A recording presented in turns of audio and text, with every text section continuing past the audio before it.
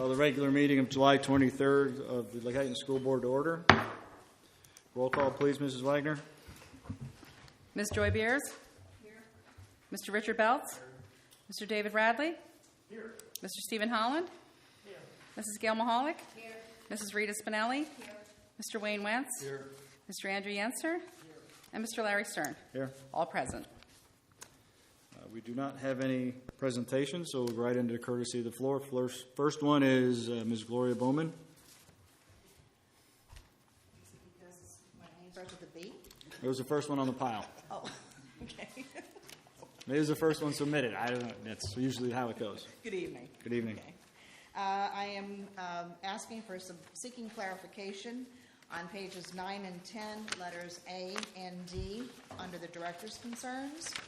I'm a little bit confused and perplexed about the two various motions because as I read in the Times News, the last motion that the board approved for the Franklin Fields, the township decided not to pay for a subdivision, and I see that this motion, once again, letter A, does pay for a subdivision, and then asking or potentially selling them to Franklin Township concerns me and I'm sure a lot of other residents about further incurred costs for taxes.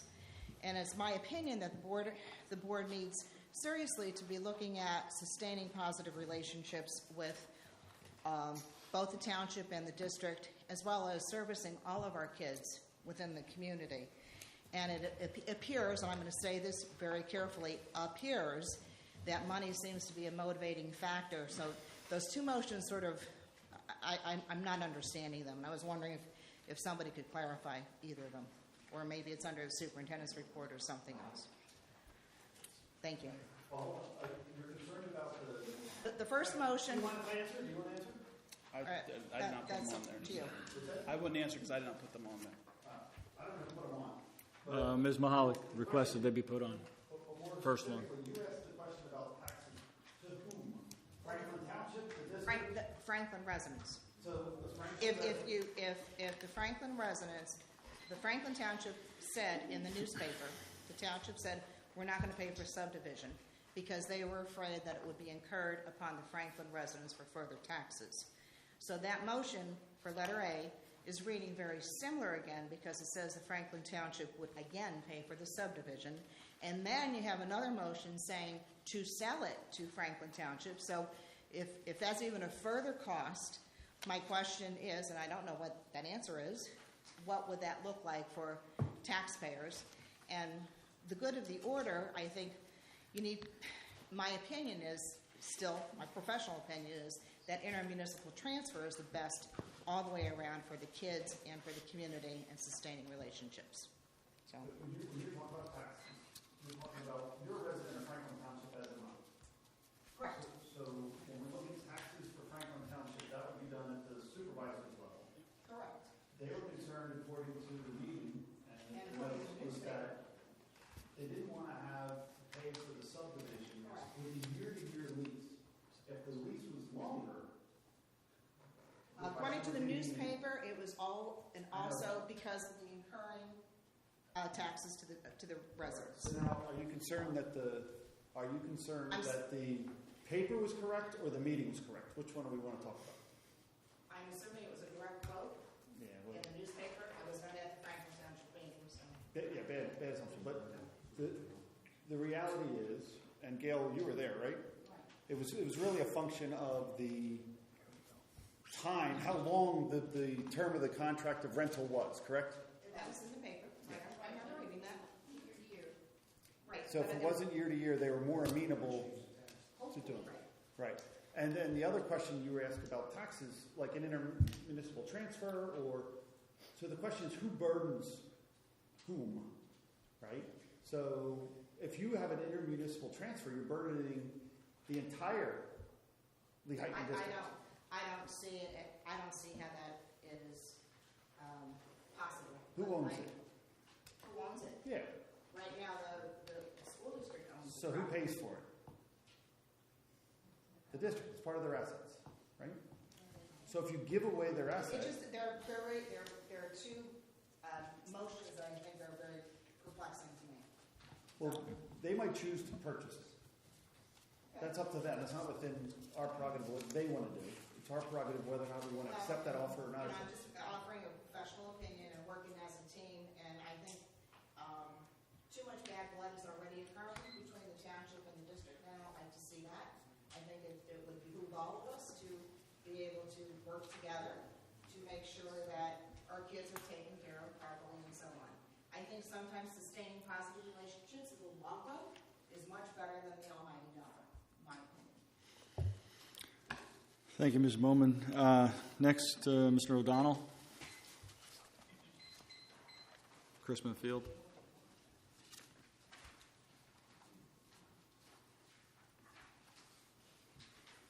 Good evening. My name is Kevin O'Donnell, Franklin Township Athletic Association. I'm here tonight to speak as well on behalf on the issues with Chrisman Field. Hopefully tonight we can get something done to the board members. This is the 5th meeting now. It started back in March. Here we are in July. Hopefully we can move to get something done. There's been differing opinions on social media on some of the concern pages for schools and classrooms and so on and so forth that have been following, and it's just a back and forth. However, FTAA has come to meetings with petitions with over 300 taxpayers. We've had the support. The supervisors of Franklin Township held a meeting. There was approximately 70 people there, but everybody spoke on behalf of the association as far as an intermunicipal transfer. As far as the social media goes, there was a video posted by the classrooms page, and quote, right at the 6:38 mark, it says, "The system is broken. The Pennsylvania Department of Education in the school code dictates local control. It talks about stakeholders electing a government for their benefit to allow their input to govern their schools. And we have a board giving that power to the superintendent and the solicitor to run the show. They're taking the people's voice away.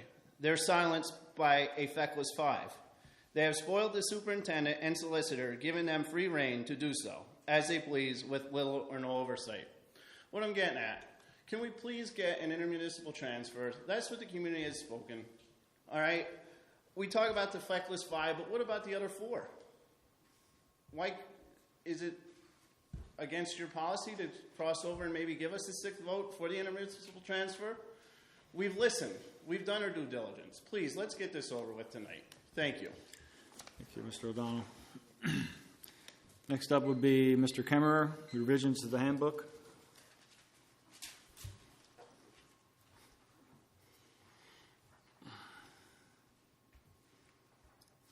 Let me start out by thanking you for allowing me to speak.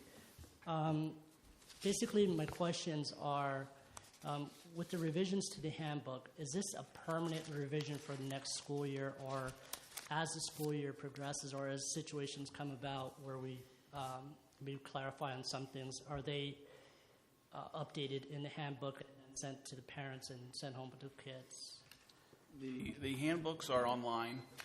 The elementary handbooks do go home, but the handbooks are online where they're viewed, and then they sign off as part of that. They review the handbook and understand, and also part of that is also giving us the right for pictures to use as well. So that's the way the handbook process is completed. The handbook is approved by the board at a meeting, and then once that's approved, it goes to be posted and then move forward.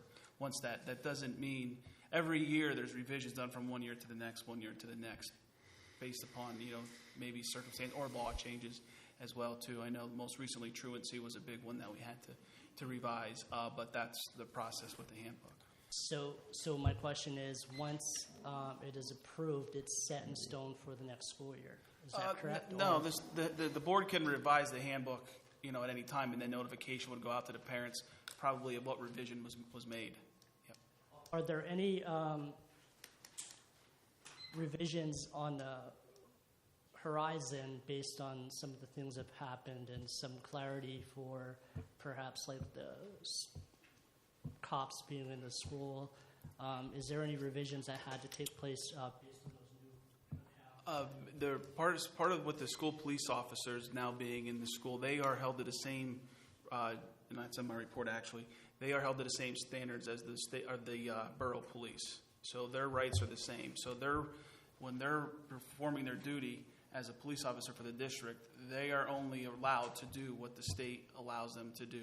They don't go by the school code rules. They go by their rules as police officers.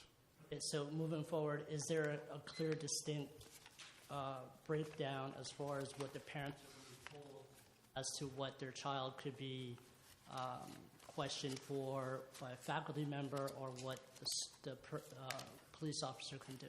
Right. The process will be the same as if there's a situation that happens and we contact the local police. Then, depending on the situation, if they are, being formally arrested for whatever has taken place, then of course they would be notified as well. But is it in the handbook? No, that is not in the handbook. Isn't that something that's important moving forward? As like, I have 2 kids in the district. I'm sure I would want to know what because I had to sign it. Mm-hmm. And based on signing that, I'm sort of saying, hey, I'm okay with what you're proposing. So if your proposal isn't quite right yet, how can we vote on it if it's not up to where we're going? The guidelines are set by the state for the school police officers now that they've been accepted. I'll go through and I won't read this again, but I'll read it to you. But is that available for the parents in the handbook? Not at this point. It has not been. No. Is that fair to parent to We will sign off notify on them. it? We just got the letter just recently, as recent as July 16th, that they were approved because we had court and had to go through that. So yeah, we will be notifying all the parents that they will be here and they have the same rights. So it will be listed. The school board doesn't set what they can and can't do. This the law. I understand that. So they are able, just for clarification, they may detain, arrest, and issue summary citations. In addition, they will have the power to enforce good order in school buildings, grounds, and buses for the Lehighton Area School District. So that's basically, in a nutshell, their guidelines are set because by the police officers. So whatever guidelines in a school the Lehighton Borough Police have to abide by, their guidelines are exactly the same, even though they're still, working for the district. Because I've been reading a lot about searching kids and things of that nature, and I know that it's a clear, distinct difference between what a faculty member can do and what a police officer can do. But I did see many cases where it gets convoluted, and there's a lot of gray areas when it comes to that if it's not spelled out. Like extensive searches, what a faculty member is able to do up to and including.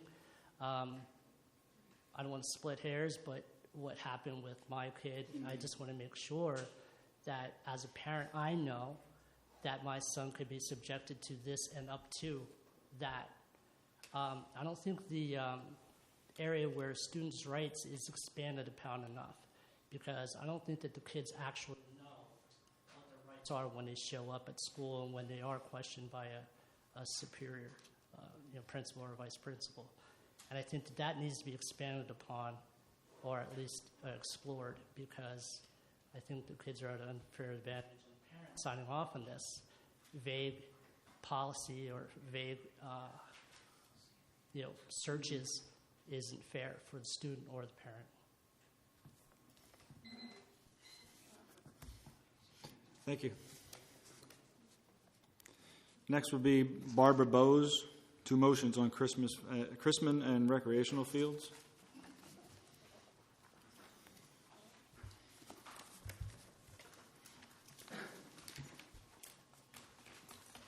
Okay, I understand that we have 2 motions on the agenda, and I understand why the first one was put on there. I know that Franklin Township had an issue with not having any guarantees for any length of time should they pay for the subdivision. At the last meeting, it was stated that there was no metes and bounds. I have one. It was done in 1991. Mr. Schwab was the solicitor at the time. It was taken from an actual survey of Chrisman Field that was done in 1987. It is a legal description. I don't know if that would help and maybe save some cost. But it's here. and Franklin Township has had it because it came from a right to know from Franklin Township. On the other one, I would like some clarification on what recreation fields means. Just for clarification, we did receive a letter from the Franklin Township Board of Supervisors that they've discussed the subdivision of Crisman Field and have decided they do not want a year-tier lease agreement and pay for the subdivisions. However, the supervisors would like to purchase the recreational fields if it is the board's intent to pay for an appraisal to be done on the properties. So we are asking that if the Lehighton Area School District should be willing to sell the properties to Franklin Township, please advise us of your decision. So that letter came from the supervisor. So from this reading of this letter, I would say that it's pretty evident that they do not want to lease the property at all. Well, that's fine, but they say recreational fields. There's no clarification in there as to what that should include. Crisman ball fields. Just the ball fields. According to this, they have discussed the subdivision of Crisman ball fields. And that was my question, is the second motion was vague. It just says recreation fields. Well, that's what it is in their letter. That's why we... Okay, but, I mean, it needs to be spelled out, for the stakeholders. Excuse me, Mr. Cleaver, for 30 years I was told that we were leasing that property that the district owned for $1 a year to the township, and that lease is still ongoing. Is that correct? Nothing has stopped that lease. Correct. No, but according to this, they do not want a year-to-year lease agreement. I understand that, but currently there's a lease agreement on the books for that property that we own as a district that's listed in her meets and bounds that was filed and found by the right to know. Mm-hmm. So when they were here and asked for everything to stay consistent, there's no reason that you would have to do a subdivision to continue that lease agreement. If we were to sell the building, you'd have to do something. At the time in which the building would be sold, either that person buying the building could do that subdivision, or the district could do that subdivision at that time. Or the township and kids could lose the fields altogether. Correct. I highly doubt that, just like Mr. O'Donnell said, that a survey was done within the community and we're supposed to be stakeholders to the community, that no matter what, we want to make sure that those kids have that field. We even had a vote here that made sure, well, the four of us voted to make sure that those kids kept those fields. So the only risk we have currently is the fact that if the district financial situation gets into a spot where the state comes in and says, we're taking over because we're deep in debt. Can I ask a question here? If we sell the school, which hopefully we will, can it not be stated in the contract of sale that Crisman Field does not go with the school? Absolutely. There would still have to be a subdivision. Well, yes, I understand that. And I said last time when I was here, I thought the district should pay for it. They're retaining the property. That is a possibility. I mean, but I can't guarantee that the board would approve or any buyer would agree to it either. I mean, so well, the buyer doesn't have to pay for it. I think that to understand a little bit easier and to make everyone see, the reason the transfer came up is because it was looked at as a win-win for the kids, for the kids in the district. We'd be able to subdivide it. The township would get the fields. It'd be a minimal cost. I did reach out. We already had a survey done of that property several years ago. Barry Ice and Associates did the survey. They're looking at a $4,000 cost for the subdivision for that property. So, for the township to take ownership of that field, would probably cost about $5,000 because there'd be legal fees. And, I would estimate about $5,000. Well, on the Barry Isett subdivision, in where it describes it, it says Crisman Fields. It would be subdivided in yeah, but sections. it also says East Penn Township on it. It does not say Franklin Township.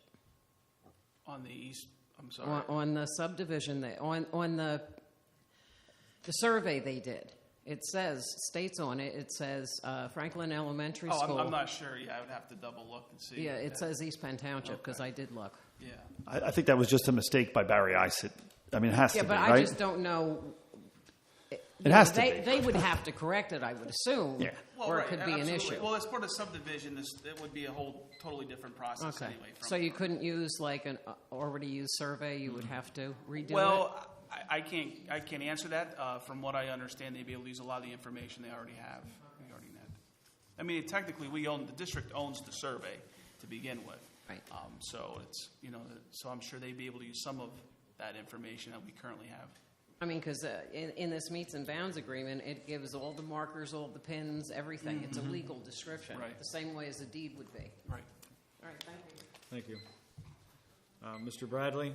But just back on this Franklin Township, when you sell a property, we could describe what's going to be sold. It could be described as Franklin Township minus those meets and bounds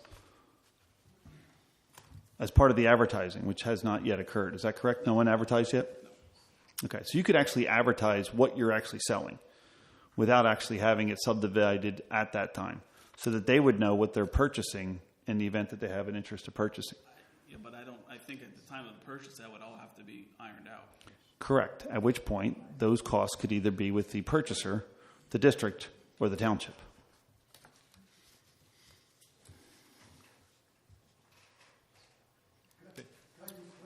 Sure, Jason. But the reason the lease doesn't work is we have it now for 99 years. But it hasn't, we have the lease now for 99 years, correct? I don't know. Correct. Well, every year it has to be approved. So how do we know each year it comes up for approval what you guys will do? And we don't know. So if we pay for the subdivision, next year it's, oh, we're gonna give it to this person. Well, now we're out that money, correct? So it doesn't. Schwab, it's a year-to-year now. Yeah, so it doesn't matter whether you put 10 years, 20 years, 30 years, 50 years, 99 years, each year it has to be approved, correct, right? That's what I understand. Okay, so what we decided was instead of you going through all this mess and everything, because for some reason you have an issue with the township for an intermunicipal transfer, correct? You don't want to give it to us for $1, but you'll give it to other people. We have a responsibility to the district to which elected us. Yes, it's their asset. It is their asset. And not 70 people or 700 people, but there's thousands of people in that district that own that parcel that paid their taxes at the end of a sheriff's gun to own those fields for the benefit of those kids.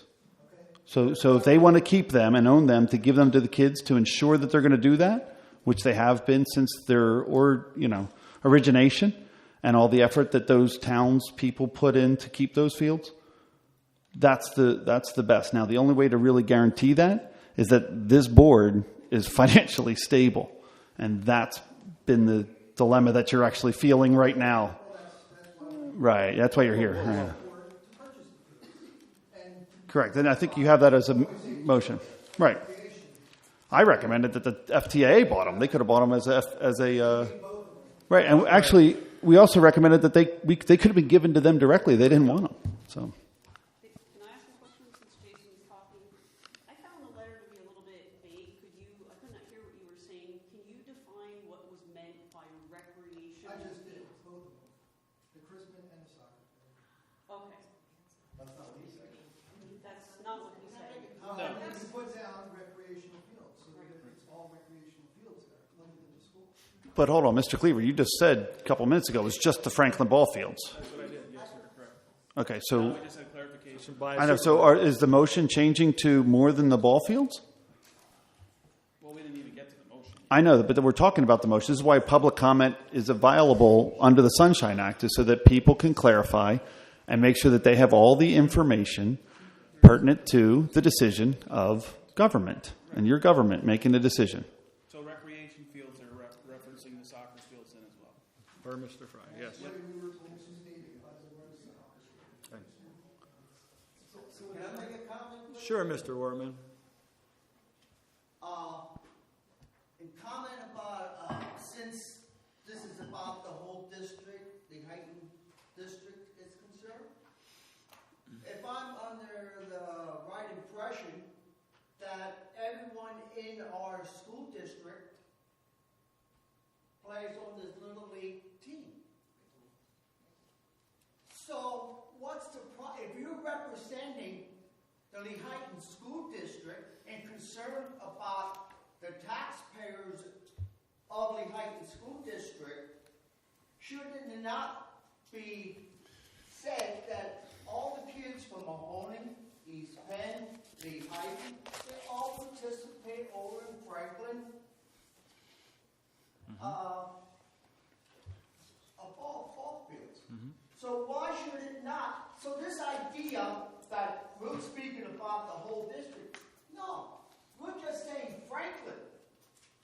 Let them change their name then to Lehighton, the school district, because they do represent all of Lehighton School District as far as the kids are concerned, and of the taxpayers concerned.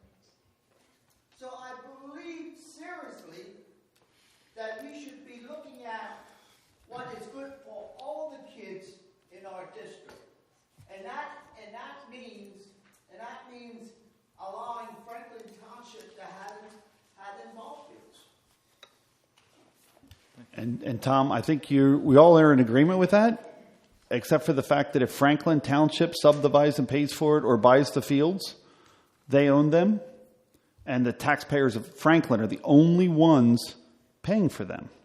Whereas I agree, everyone uses them. That's why the benefit of the lease that we currently have is a value to all, because it was the district that owns them, and it is the district kids that are using them. But again, you keep saying the districts, the district as a whole. Franklin Township wants to take over. Let Franklin Township take them, and let the kids of Lehighton all benefit by this. Walter? You stated it's $5,000 to subdivide that piece of ground. No, the proposal from Barry, I said, when we reached out to get an estimate of what it may cost, was $4,000. And I said $5,000 because I'm sure there'd be legal fees. And there's how many in the district that pay taxes? More than 10,000 people, 50 cents a person? I don't know. To keep our asset and let the kids play in that field? Is that like common sense for a $5,000 decision? Correct. But the township from this letter is not interested. No, that's not the point. That's not the point. Walter, that's not the point. It's the point of the supervisors don't want to have the same agreement that they have right now. They want to have the agreement of ownership. For 4 months, though, they argued to get the same agreement they have, and that's what we provided to them. For months, they argued to have the intermunicipal transfer where they completely owned it from the district, would provide it to the township, take ownership, and that's the way it would move forward. Yeah, but we agree that's immoral to the township. No, it's not. I didn't agree it's immoral to the tax base. Okay. You might have agreed. I agree that it's immoral to make Franklin Township pay for that property. That's what I just said. So let's what was discussed last ourselves. That's still not the point. Well, if it's immoral, ask the township to pay for it. No, I'm talking about for the property itself. I believe it was discussed whole that property. the township is concerned that next year it could change. Decisions could change.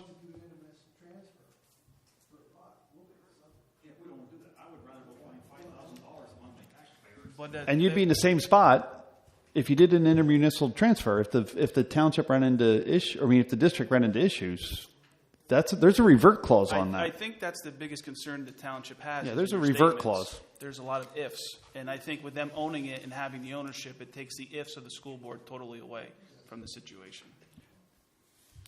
And if the association purchased it, which is a community-based, it would take all the ifs of all government out of baseball. We'll be talking about this again in a little while. So, Mr. Bradley, you're up for courtesy of the floor with policy handbook. One comment to add to that. I don't know where, what's his name, lives, but presently the taxpayers in Franklin Township are paying the costs for the kids to play there. Not all the kids from Lehighton area. There are kids from all over, but only Franklin Township residents are paying for the mowing, the maintenance, the insurance, and the lights. And I don't really have a problem with that, but it is not spread over the whole district. Just so you're clarified for that. Mrs. Muhammad, that's not the deal. The association puts a lot of money into that deal. 3,000. I know that. And the township pays about 8,000. I don't have my papers right now, but you were at the same meeting I was. I That was. is totally wrong. Yeah, if I could You're way out there, Gail. That's all I can say. Okay, what are the numbers? Okay, the last time I was president, we wrote a check for $3,800 for the light bill for all 3 fields that have lights. So where you come up with $3,000 total, and we did a lot of mowing. We worked with the supervisors. They worked with us. It was great for 39 years. Now, I heard here tonight 4 board members voted for the kids. Really? Back in March, I thought 5 of us voted for the kids for this intermunicipal transfer. It's simple.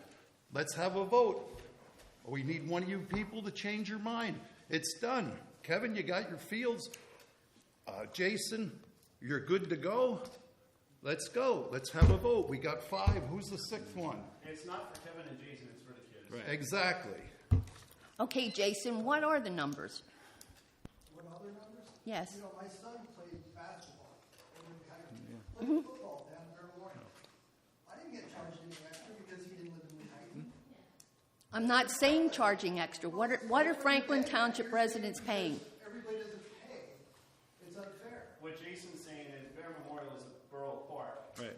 And the Lehighton borough residents are paying taxes on that. Absolutely am. Exactly. I pay it on the rec center, I pay it on the Grove, But pay it on the Franklin pool. Township, Mahoney Township, Harryville, and East Penn Township residents, their children are playing football and baseball at Bear Memorial. That's Exactly. And they're using the community pool. Right. No.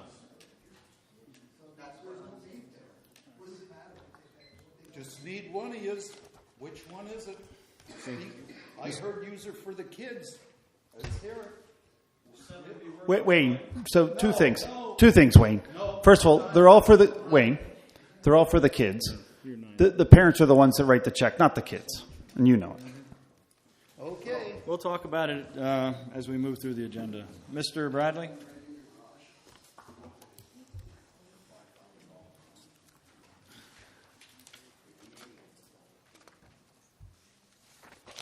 Okay. So, is this on? Yeah. It is? Okay, good. Are you sure? Yeah, sure. Because I listened to the audio and it really didn't sound too good. Okay, so we got a student handbook that was given to us for approval.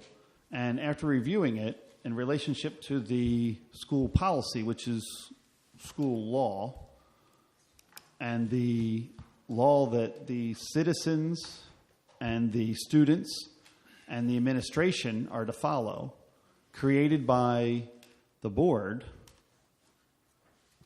are missing a lot of things. So before we approve this handbook, I think that the policy committee should review the handbook in a meeting publicly, openly, and go through this, because it has been dogmatic and it is missing a lot of things that happened recently that we should be reviewed. I looked at the policy and I tried to find the word search. And the only reference I could find was in reference to searching a locker. And I was going to ask Melissa if she could pull it up on the internet quickly, because you can actually do a search, right? But you don't have to do it now, but if you can, it's awesome.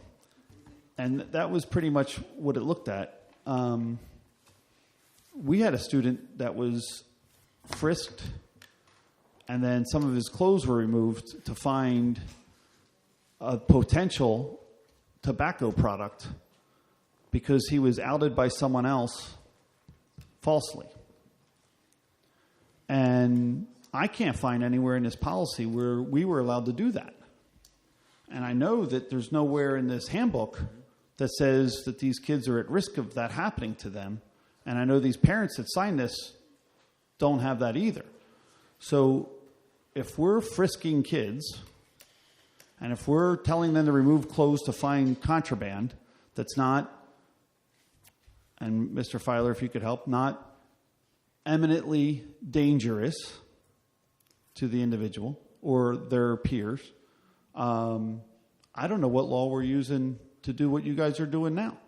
So these should be reviewed prior to our board as government telling these people what they are and are not going to follow as a law. And we should recognize that these are laws, and therefore they have to be applied unilaterally to all the students, which I'm also finding tremendous amount of testimony from people within the community that these laws are not applied unilaterally. It's very selective enforcement by a whole group of individuals. And I think that should be reviewed. And I think it should be done publicly. And the letters that I sent earlier, thank you, we will go through during the meeting.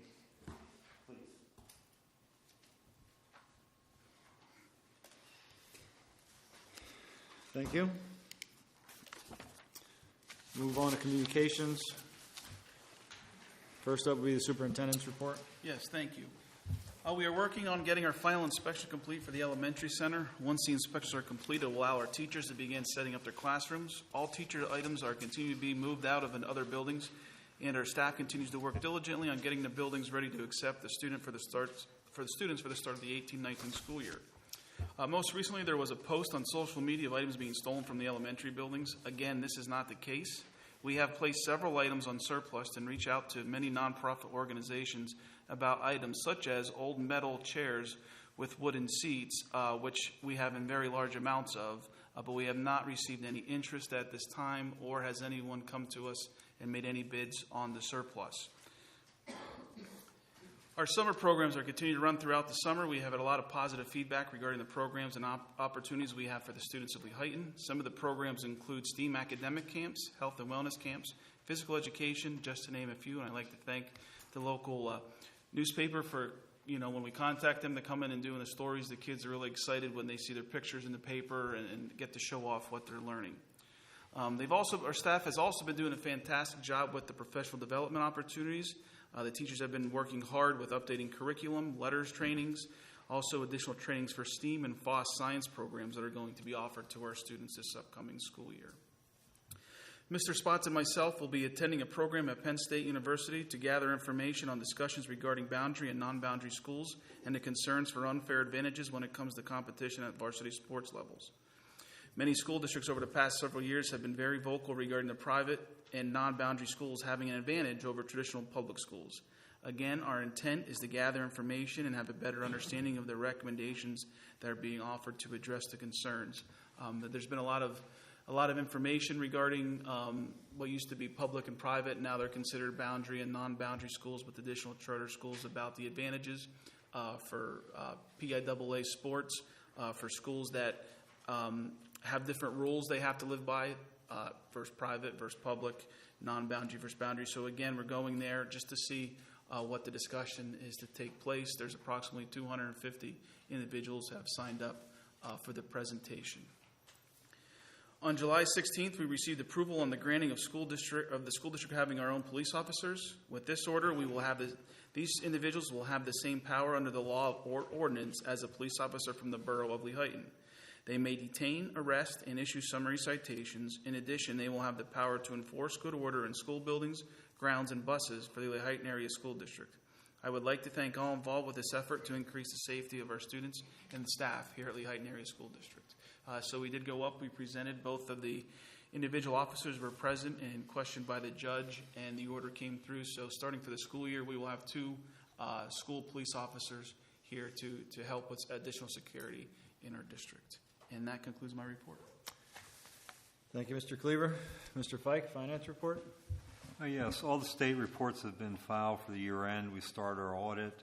On July 10th, we had our finance meeting, and we have a presentation by PFM and RBC on possible savings on the bond issues. Mr. Beltz and Mr. Yenser agreed that we should probably have a workshop with a full board, and I'm suggesting September 10th, which is a publicized finance meeting, that we actually do a workshop and bring back PFM and RBC so the full board can understand what they're proposing and the possibility of savings. I think you'll both agree it's very complicated, but we need some more time with the full board to understand it too. If you can get back to me if anyone has a problem with September 10th at 6 o'clock, let me know. Otherwise, I'm going to schedule them to come back. Thank you. Thank you, Mr. Fike. Simply my report for this evening. In August, we will be conducting the evaluation of the superintendent. All board members will be receiving information on that process shortly. 3 of our staff members attended the AP Institute. We will be receiving a report at the next Academic Affairs meeting, which is in October. And as a final item, our pre-K counts grant has been approved, and with that approval, that puts that program in for the next 5 years with that funding. Lehighton Memorial Library report. I think Mrs. Spinelli, you attended this last month. The library has applied for a grant. They're going to do an addition onto the library, and currently waiting for notice whether it's been accepted or not. They're hopeful, but there are 41 applicants, so it may or may not happen. Their summer programs are going well. The library will be closed for 2 weeks in August for maintenance and recarpeting. This Saturday will be Christmas in the park, and the next library meeting is August 28th. Thank you very much.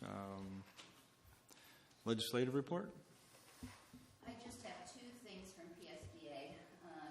Every day they have a wealth of information on there, but 2 things I thought were important. They have allocated $10 million for school safety initiatives with a commitment for $60 million more. There are 22 categories that a district can apply to for grants for school safety, so I just thought that was something everyone should know in light of everybody's having the same problem we are looking for things, and there are grants available. The second issue was this morning. I found interesting that all districts are having a problem with Juul in their schools. Students are very adept at using and concealing them. They actually sell clothing with pockets in that the kids can hide them because they're just like a little USB clip. And there have been children smoking in class. They can dip down in. So my point of this is that this is not something that if we don't find it, it may not be there. And that's all I want to point out. Thank you. Thank you. We have also been given information and are going to be reaching out to the companies that produce these things, and the article that PSBA just included, I did forward to the administration this morning too for them to review. And also we've been doing our own research and found that YouTube alone has a lot of different ways around it and different things and different mixes of these types of flavors, I guess, for lack of better terms, that I guess gives them additional nicotine and everything. And so it is becoming a bigger and bigger issue. And we also talked about having someone come in and talk to the students because we always have them come in and the importance of not smoking, not doing tobacco and those type of things. Internet safety is another one. We always have them come in and talk to us. So we're going to reach out and see if we could find someone to come in and talk to us about the dangers of juuling. Excuse me for a second. On the reading, thank you for going to the PSBA. Do you do it online or do you go there? How do you go do? Every morning they send bulletins. Okay. To you as the. I get it. Yeah. Well, not me, but okay. So the question I was going to ask is, they have $10 million that they're funding. Where's the funding source coming from for the PSBA? Where do they get their money from? PSBA is not the one who's giving The state's giving it, so it's from the state taxpayers, and then they're given the rights to disperse that throughout the. Where's there's a funding that you can apply for. If Lehighton applies for a grant for school safety initiative of some sort, Correct. they would apply to the state, and the state disperses it. They're just communicating information. Just the fact that it exists from the state. They give information to school boards as to what you can do to help your district, and this was one of them that came up. Okay, thank you. It's a budgeted item in the budget. It's a budgeted item for these grants are actually in the governor's and the state budget when it's passed. Yeah, actually, by, I think, August 15th, they have to come out with the whole guidelines and the rules for it, but that was part of the education budget that was passed this year. Right. I was just wondering how the PSBA was getting involved, because we can go directly to the state, correct? They're not involved. Okay. They're just giving us information. Every morning they tell us things that we may or may not want to know to help us. This article actually, the article actually was an Ed Week, I believe, was where it came from. Educational Week is where it came from. Title I, Mrs. Bowman? Thank you. Parent Advisory Council met on June 26th. And we continue working on the school-wide planning process. We're going from targeted assisted to school-wide for the elementary center. We're all working very well together on the school-wide plan, and I thank everybody who's involved with that process. Our next meeting is August the 7th at 6 p.m. And school-wide will continue school-wide planning. And then September 14th for the title staff at 7:45. And next month I'll give a report on all the summer camps. Thank you. Thank you very much, Ms. Bowman. Mr. Yenser, CCTI? Start out first also in the PSBA Daily Edition, which we received today. Very nice article on CCTI, if you caught that as well, where we did have 5 CCTI students earn gold medals at the Skills USA competition in Louisville, which I had mentioned last month.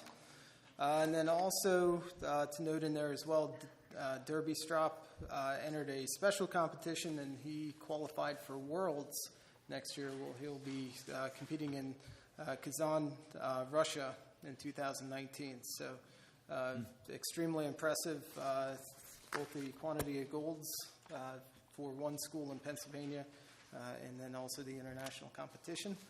Outside of that, going into next year, currently 432 students are enrolled.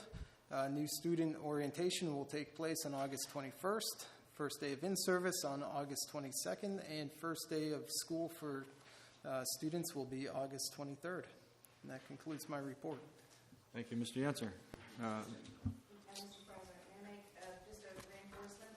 Sure. That the CCTI kids were recognized under PA Success today under PSBA, which I thought was very, very nice.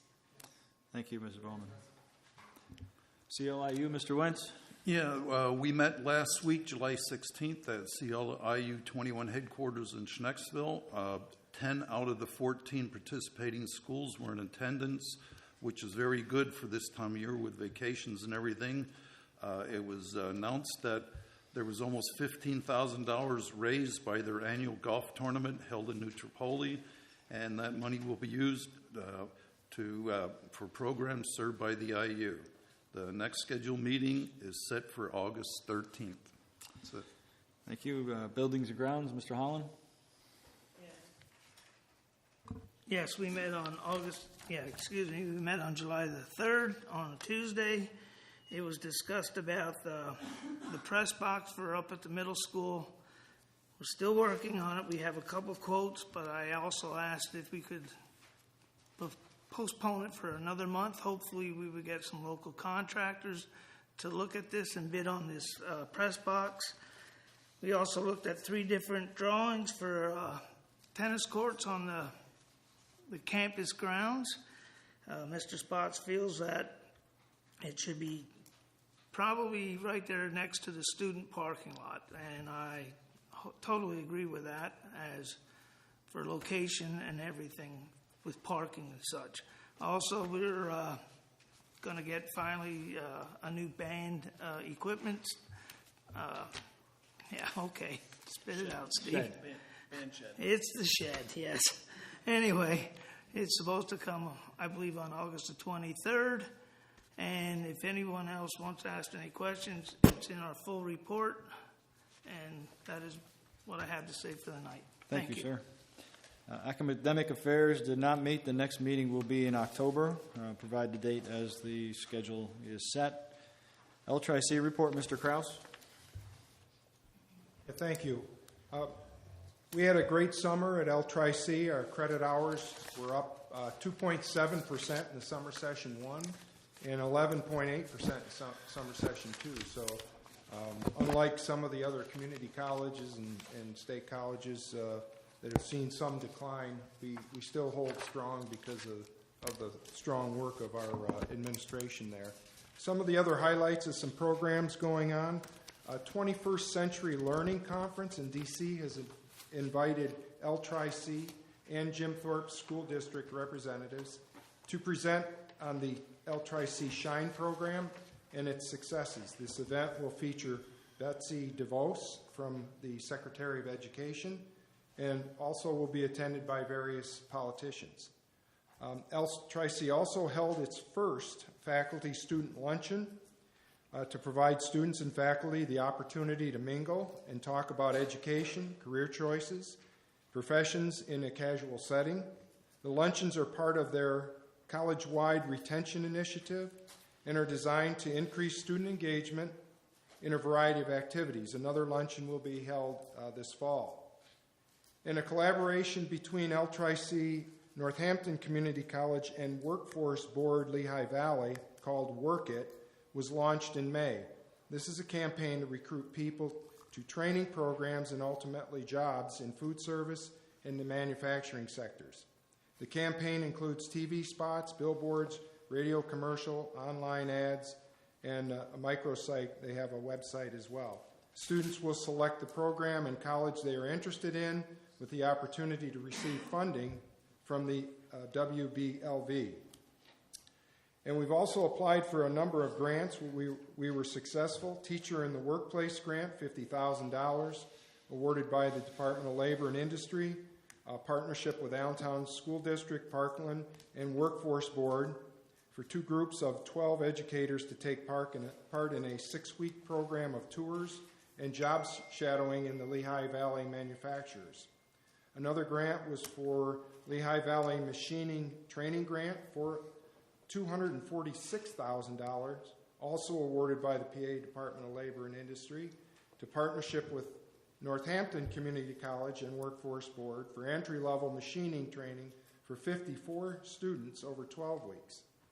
Another grant was for Fundamentals of Manufacturing Certification, $135,000, awarded by Department of Community and Economic Development, partnership with Manufacturers Resource Center and the Workforce Board of Lehigh Valley, for skills training for 25 participants to obtain entry-level manufacturing jobs. And the last grant was Adult Basic Education, $685,000, awarded by the Department of Education, a partnership with the Allentown Literacy Council and Carbon County Career and Technical Institute for literacy training for almost 700 participants in attaining a secondary school diploma and transitioning into a post-secondary education training, including those through the career path. So Dr. Bieber does a fantastic job down there in working with the community, and our business manager does a great job with the staff there as well, applying for these grants, so they do an outstanding job. And that concludes my report. Thank you. Thank you very much. Policy. The Policy Committee met on July 11th at 5:45. Several policies were discussed. Policy number 819, Suicide Awareness, Prevention, and Response. Policy 336, Personal Necessity Leave. There's also open discussion on several other policies, including recording of board meetings and acceptable use of communication and information systems. Mr. Wentz, athletic report. Okay, there's very little report with the summer vacation, but with our new multi-sport stadium over here, we were proud to host David Akers, the Philadelphia Eagles Hall of Fame kicker, who put on a kicking and punting clinic last Friday for the kids in the area. And also to remind everybody, Meet the Tribe Night is scheduled for August 21st. Thank you. Thank you, Mr. Wentz. Wellness Committee did not meet? Okay. The next meeting is once school starts again in September. Thank you. And that concludes all the reports. We'll move on to approval of minutes. You all have received an update from Ms. Beers on some changes to the minutes. So I'll read I need a motion and a second to approve the minutes of the June 25, 2018 regular meeting with the addendum. First by Mr. Wentz. Ms. Spinelli. Any other further questions or concerns? Thank you for the updates, Ms. Beers. Actually, I watched the video using the transcript as closed captioning, and I noticed that there's a great amount of discrepancy between what was on the video and what was on the audio and what was on the minutes. You do a fantastic job, by the way, because it's almost impossible to catch all of it with all the chaos that goes on in these meetings because they don't take turns when they speak, and I get that. I'll do better myself on that one. However, I think that we as a board should keep the audio recordings as a record for our protection in addition to those minutes, because there's a lot of things that are captured on that audio that are not captured in our minutes, and almost too many to identify.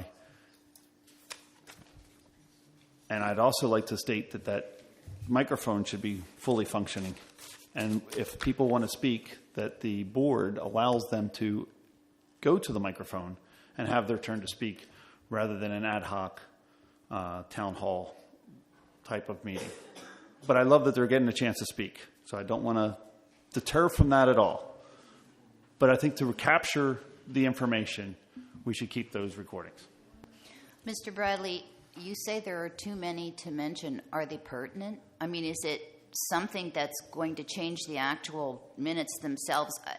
I mean, it's not just grammatical or something like that. I mean, is it pertinent, these changes that you say need to be made? Absolutely. And in what way? What do they affect? You asked if they're pertinent. I said yes. Okay, now I'm asking, what do they affect? I also said they're too numerous to go over. There's a lot of them. Right. If you do the same thing I did, you could decide for yourself.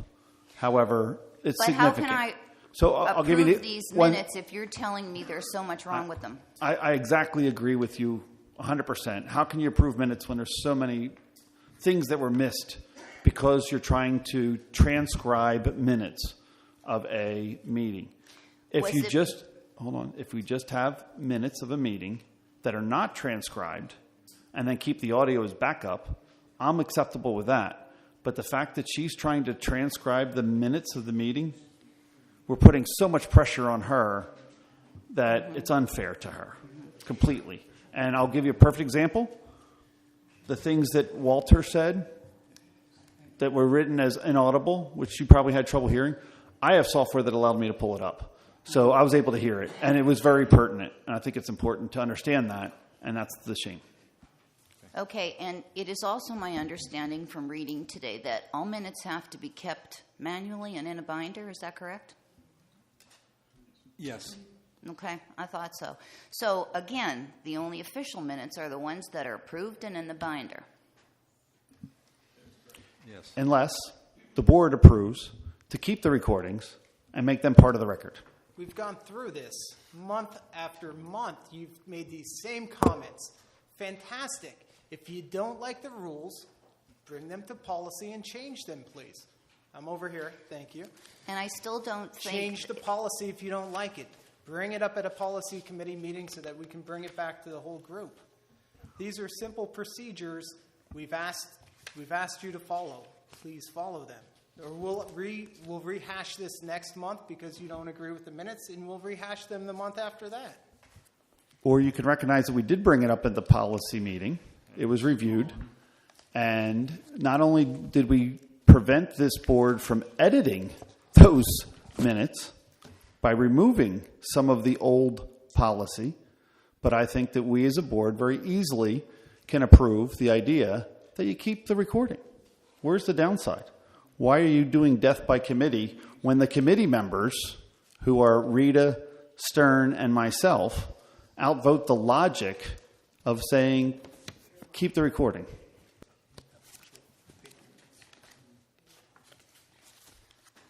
What's the downside of keeping the recording? I think we have a policy to be discussed under director's concerns on that, Mr. Bradley. So, And since we're here to approve the minutes, prior to the approval, it should be approved as minutes, and you should add, approve the minutes from July annual meeting and the subsequent recording. But how could we keep that in a binder?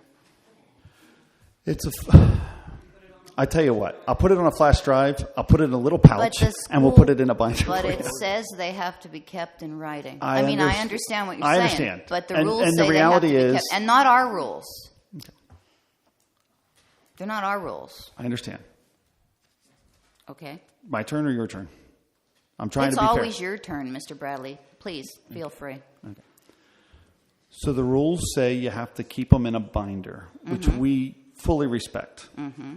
You can keep a flash drive in a binder. You can keep it in a file. You can keep it in a computer. Mm-hmm.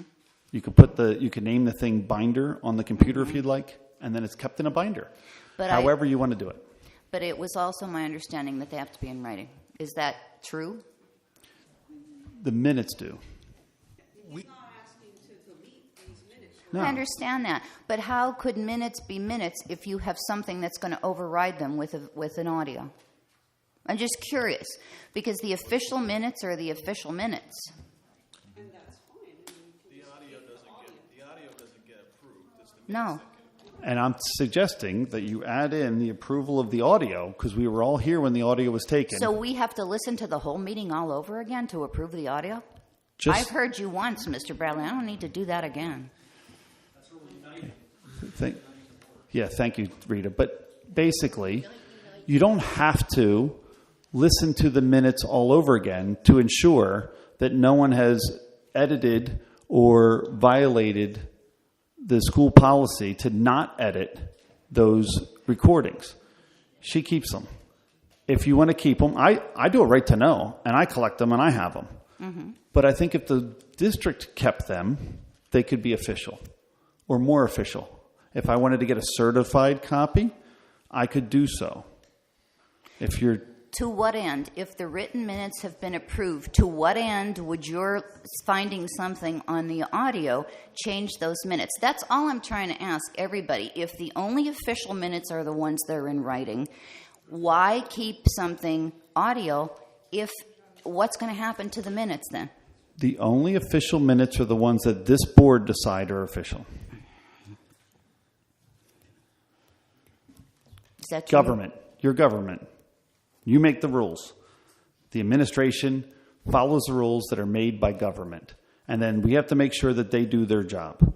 So when you're asked to approve the minutes that they produced, if they are inaccurate, you have an issue. I'm trying to take the heat off of Melissa from having to collect every bit of information that happens in these town halls and then be able to use it. Maybe this is one of my silly things that you comment on, that I am just not on the same page with you, Mr. Bradley. Written minutes are written minutes. That's all I have to say.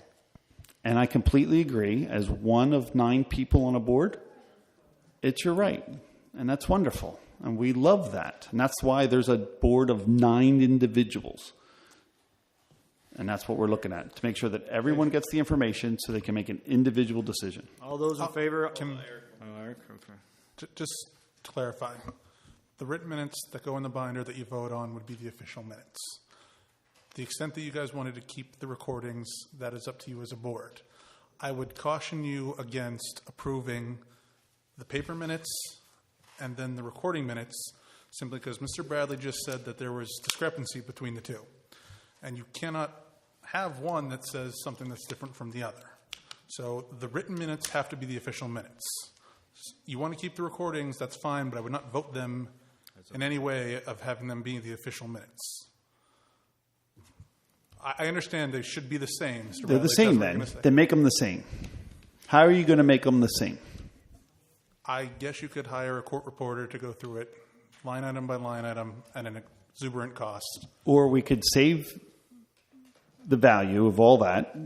It's a 50-cent recording. I'm not Keep saying you them can't and add them to the official minutes. And then your responsibility of transcribing them is removed, saving the district hours of costs, thousands of dollars a year, because she's transcribing minutes because this board has been caught not doing the right things. So here's a value and an opportunity to do it right. Please expand on that, Mr. Bradley.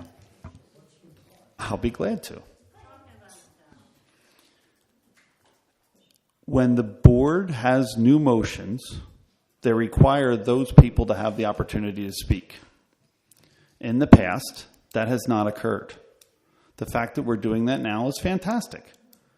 I believe the transcribing of the minutes occurred after the lawsuit was filed, when the district chose to defend the idea that they may or may not have to let people speak. And I don't know how that's about, but that's what they're doing. And they're spending thousands of dollars. Where are you coming up with this? I'm coming up with this because, Larry, Where are you coming up with this? when the recording of the minutes and the meeting and the videotape and Mr. Schwab saying, yes, they have a right to speak, that's I think what... that was because of the circus environment that occurred. We understand. Partially because of your actions. And that's, I'll just say If that's what you'd like to say, fine. like to say that. So the reality is, since those events occurred, the district could have apologized, said, hey, we got to let the people speak, and there'd be no case. How about the part of it where you, and Ms. Mahala could have spoke up and said, hey, there was somebody else that needed to speak, which I didn't see. Why didn't that happen? An absolute responsibility. So It's an absolute responsibility on you. Correct. So one of the great things that would have occurred to make all this go away is that camera right there that I collect the video now showed everybody with their hands raised, and the district erased it. Why? I have no idea. Okay. I call the question. How are you collecting the video from our security feeds? That's up to me, and you can decide. If you knew how this district ran as the administration, we'd be able to help you with that. If you'd like to know how that works, why don't you look to your right and ask Melissa, how do I get the video? Melissa's here to record. She doesn't have to answer. Please don't answer then. Don't help them. You're saying that you're getting a recording of our security surveillance, correct? Mr. Cleaver, the It's a district... simple yes or no question. Do you have access to feed of our security system? Yes. Yeah, I don't think he's saying the same thing. He doesn't understand. It's okay. You're asking that the video that was published on YouTube that took that video and that audio and published it to those people, yes, we have access to that, and we gave it to them because it's theirs. No, what I'm referring to is that you could go into our security system and view the security cameras is what I'm referring to. Live or after they're recorded? Live. Absolutely not. Okay, thank you. But once they're recorded, just so we are clear, once they're recorded, they own them. So they have access to them with a right to know. And when you erase them, you're destroying evidence. We have a motion and a second to approve the minutes. All those in favor say aye. Aye. Opposed? Nay. 2 noes. Ayes have it. 7-2. Financial matters. I need a motion and a second to approve Lehighton Area High School and Lehighton Area Middle School activities funds for June 18, enclosure gold. So moved. Mr. Yenser? Mr. Holland? Questions, concerns? All those in favor signify by saying aye. Aye. Opposed? Ayes have it. Need a motion and a second to approve the payment of bills. The general fund, $1,459,861.82. Benefits, $452,085.59. Payroll, $1,606,920.21.93. Debit card, $1,246.45. Capital projects, $1,572,213.70. And a food service fund of $128,783.54 for a grand total of $5,283,413.03. Mr. Wentz? Ms. Spinelli? Questions? Mr. Bradley? Thank you. So as part of our monthly review of the invoices, the backups, and the data, we found a couple $100,000 that are being spent by the district this year that was accrued over the last 20 or 30 years. And I'd like to speak with Mr. Fike when we have a chance. He was not available to go through this, but we spoke to it with Tina. Basically, the district is harming our staff by the policy and contract that we agreed to them with because of their 6-day reimbursement. And the district is harming itself because it's allowing this to be accrued until they retire. So we both lose, the staff and the district. It's a financial matter. It's financial engineering. It'll save the district thousands of dollars. It'll save the employees money. And I think that if Mr. Fike and myself can sit down and review that process, we'll not only become more fiscally responsible year to year with the new contract when it comes out, but we can probably adjust it at this time because it's to the advantage of the employees and the district. So since these bills are incurred within the contract, I don't see a problem with us approving them. Okay. But we're leaving tons of money on the table for both parties. All right, thank you. And maybe Mr. Fike and yourself can schedule that meeting to discuss that issue. All those in favor signify by saying aye. Aye. Opposed? Ayes have it. Need a motion and a second to approve the payment on the following projects from the corresponding constructions accounts for a total of $943. $900,443. Excuse me, let me try it again. $943,000, $947.81, and that is for the elementary center and the middle school projects. Need a motion and a second, please. Mr. Wentz. Second. Ms. Spinelli. Any questions? Concerns? Andy, as treasurer, did you get a chance to review all these bills like we do every month? For the fourth month in a row, Mr. Bradley, I do not review bills on your behalf. They're presented to you to review yourself. Okay. But as treasurer, for the board's benefit, is that a no? So I have a question. I was told that we have artwork or monuments being purchased. I couldn't find it. I had no idea what you asked that question. That's why I responded. I have nothing there's no sculpture that I know of.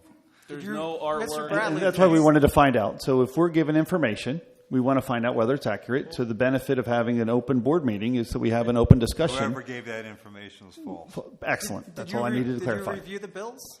Were they in the bills? One more time, I said I did, and I could not find it. So I wanted to verify where it was, if it exists. And now you're on the record saying we have no such artwork or no such monuments being put into this school, correct? There's not in this contract. There's not a sculpture in there. Perfect. Thank you. And it would be appreciated maybe in the tone of the email if it would not be accusatory, but in a form of a question. So noted. Thank you. All those in favor signify by saying aye. Opposed? Ayes have it. Need a motion and a second to approve the following reports. Budget and revenue report, treasurer's reports, including general fund, capital reserve fund, capital projects fund, and food service fund. I need a motion and a second, please. Mr. Yentzer, Mr. Holland. Questions, concerns? All those in favor say aye. Aye. Opposed? Ayes have it. Motion and a second to approve the exemptions from the per capita and or occupational tax per attached list enclosure green. Ms. Beers? Ms. Spinelli? Questions? All those in favor signify by saying aye. Aye. Opposed? The ayes have it. Need a motion and a second to approve the occupational tax assessment changes per the attached list enclosure green. Number 7. Mr. Holland. Second. Mr. Bradley. Questions? All those in favor? Aye. Opposed? The ayes have it. Item G, a motion and a second to refund the following. Occupational tax for year 2017 in the amount of $122.50 to Jeanette Jennings. Occupational tax for year 2017 in the amount of $245 to Lynn Jordan. Mr. Holland. Ms. Beers? Questions? All those in favor? Aye. Opposed? Ayes have it. Need a motion and a second to approve the removal of property, map number 108-36B25.03, that is in the county's repository for unsold properties. Need a motion and a second, please. Mr. Wentz? Ms. Spinelli? Questions? All those in favor say aye. Aye. Opposed? The ayes have it. Need a motion and a second to approve the contract for services between Lehighton Area School District and the Behavioral Health Associates, Enclosure Green. Mr. Holland? Mr. Yenser? Any questions on that contract? All those in favor? Aye. Opposed? Ayes have it. Need a motion and a second to approve employee number 1416 to attend the PSBA School Leadership Conference in Hershey, PA on October 17th through 19th, 2018 at a cost not to exceed $1,000. Funding through the Business Department. Mr. Stern? Yes, sir. Can I amend that to also include the two board voting members and then not to exceed 1,000 each? Okay.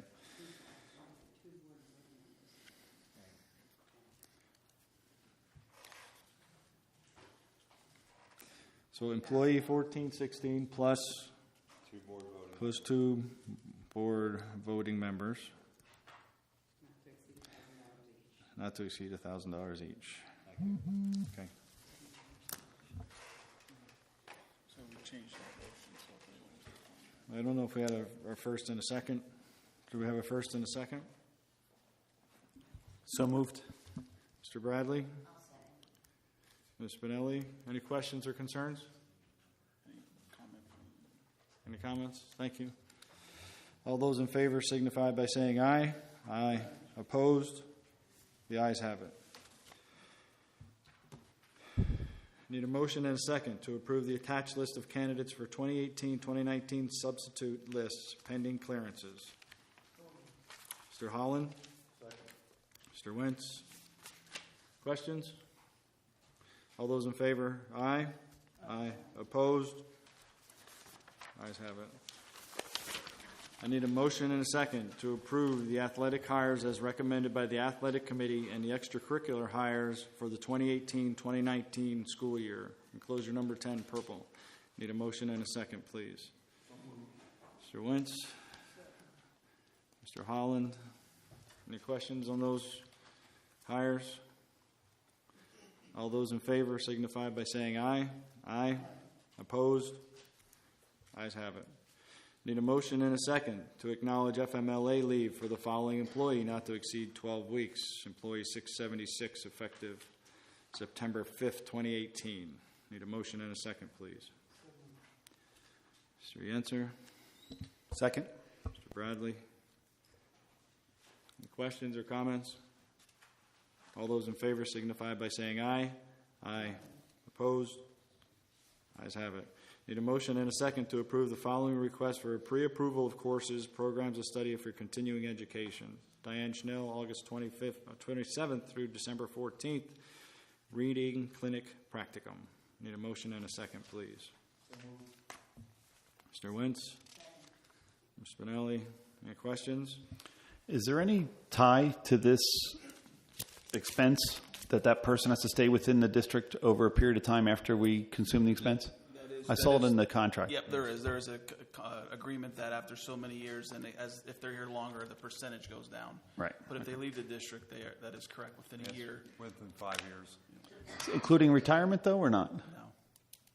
So if they retire, They includes retirements if they're parting ways. right? So if I'm not mistaken, if a person is going to retire next year, the district will pay for their continuing education. But they have to pay back 100%. If they retire in 2 years, they have to pay back 80%.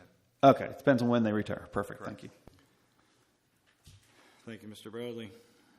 Any further questions? All those in favor signify by saying aye. Opposed? Ayes have it. Need a motion and a second to approve the recommendation to hire the following employees in accordance with their respective contracts. Number 1, Victoria Smurthwaite, secondary English teacher, step 2, bachelor's, $44,000, effective the beginning of the school year. Mr. Floyd Brown, middle school principal, effective date August 6, 2018, prorated.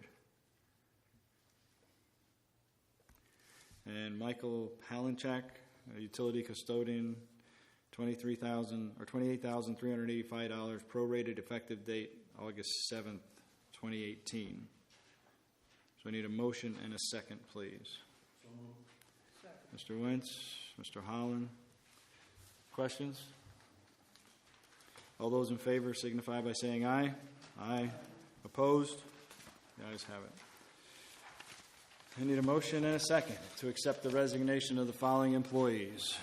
Mr. Michael Renock, effective immediately. Mr. John Henney, effective immediately. Mr. Floyd Brown, effective August 3rd, 2018. Motion and a second, please. Mr. Holland. Second. Mr. Bradley. Were we able to get any exit interviews with any of the people?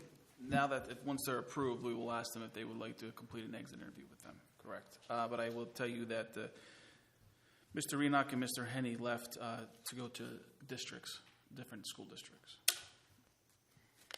And Mr. Brown, of course, is resigning because he just got hired as the middle school principal. Say that again? Michael Renock and John Henney. Right, they went to a different district. And Floyd is resigning because he has to resign from his position as teacher because he was just approved as the middle school principal. Right, okay. All those in favor signify by saying aye. Aye. Opposed? The ayes have it. Motion and a second to authorize the superintendent to hire individuals needed in order to be staffed for the opening of the 2018-2019 school year. I need a motion and a second, please. Mr. Wentz. Yes. I'll second. Thank you, Ms. Spinelli. Okay. Questions? How many people does this, individuals, how many? These positions would only be to replace people who are retired, who have resigned or are retiring at the process. That's part of the process.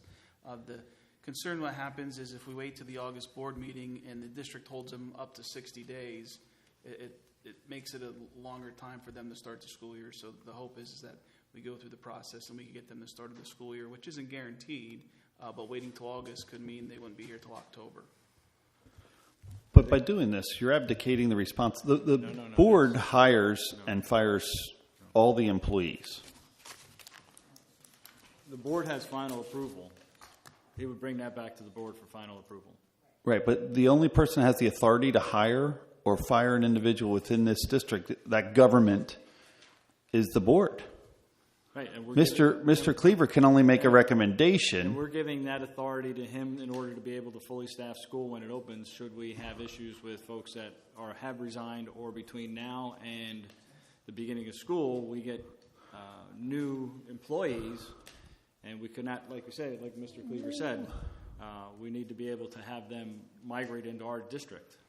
Not say that, oh, well, you'll be hired at this point in time, then they can't give their notice to their current provider. Correct, but is this an interim hire, a temporary position, or you're physically hiring them for their career, abdicating the entire board's authority to a superintendent? That's correct. Yeah, you're abdicating the entire authority to a superintendent. Right. So how many people does he interview per position that we're looking for as a board? Again, it depends on the position and the amount of applicants we have. How many did we do for the middle school principal? Altogether, I want to say we offered 8, and I believe we interviewed 6 or 7, I believe. And there's a second interview. There must be there's a hiring committee, I guess, right? Yes, there's a hiring committee for everything. Excellent. And what board members are on that committee? There were no board members present at those meetings. So why is there no board members present at a hiring committee and there's nobody on this committee at all from this board? No. Are they just not there, or they're not even part of the committee? There's no one on the hiring committee is based upon depending on the position. You know, we could select people from both groups, whether it be professional support or, Act 93 administration. The board has a responsibility for all of these decisions. They should be on that committee. Why don't we have someone on that committee, Mr. Stern? Actually, legal counsel advised us from not being involved in the hiring and interviewing process. Why would our legal counsel advise us to not be part of the hiring and firing process, which is Pennsylvania Department of Education abdicates to the... Different districts that do it different ways, of course. The part of it, too, is that, for example, for a elementary position, it could be two full days of interviews for that. So the individual would have to be responsible to be there not for one interview, but for all of them, and then come back for a second round as well. That was one of the concerns, that if a certain individual, if a board member would come and only attend one or two interviews and not the rest of them, how would that be fair? So we would want some type of commitment. So there's always that situation as well. And some districts do it. Different ways. Right. So we're one of the largest employers in the county. What is the process to which we evaluate these individuals? You don't. Administration evaluates. I know, but what is the process that administration is? I mean, what's your HR department do to decide which candidate is best? That comes from the committee recommendation. I understand, but the committee has to evaluate these individuals. What does the committee do to evaluate the individuals other than, you've mentioned interviewing? Mm-hmm. What other credentials, what other criteria do they have? References as well, make sure they have all the certificates that they say. Okay. Any other criteria? No. What are other criteria? Military service. No. We don't. If it's part of the packet that they individuals give us, then we would review it. So we review their packets. Education, background, experience, all that's part of that? Part of it, yeah. Okay, so Question number one, tell us a little bit about yourself. So it pretty much gives them the opportunity to do that. I understand, but then do you grade them?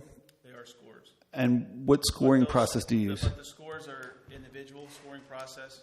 Each question has a score from 1 to 10, but just because they're scored doesn't mean that's what we go with, because there are intangibles that we talk about too. There's a whole discussion that takes. And what's the intangibles that we're talking about? It depends on the position. Okay, so here's what I'm looking at. You're one of the largest employers of the county. Correct. As an HR department, you'd have to be selective as to who you hire for the best interest of the district. Yes, we want the best candidate. The HR department you're looking at them. Right, and who would those people on that committee be? It depends on the position. We always have different people. Roughly, who's on the committee?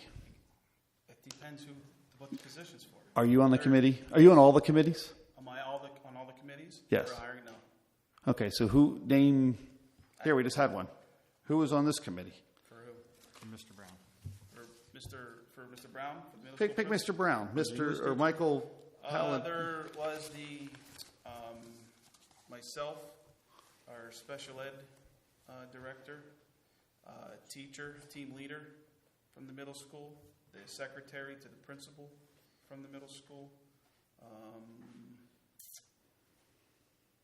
and our facility athletic person as well, and also curriculum coordinator or assistant to the superintendent. Who was on the committee when we hired Mr. Spots for the mechanical maintenance position? I don't even remember. Okay. And is there any board oversight other than a rubber stamp to the recommendations of that committee? Mr. Stern, as president, do you have an access to the list of applicants?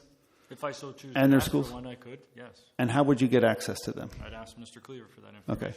Is that just because you're president, or can I ask Mr. Cleaver as well? Are the scores open? I mean, they're not open for public record. No, we don't open the scores. No, you could find out who Because applied.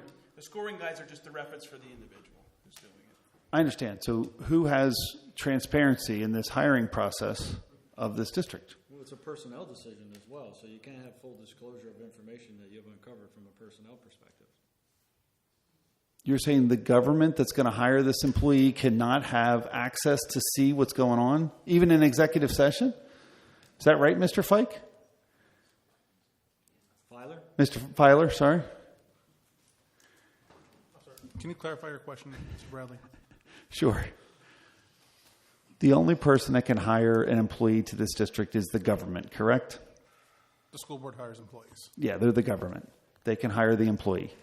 Yet they have no transparency at all as to any of the hiring criteria other than the recommendation of the committee.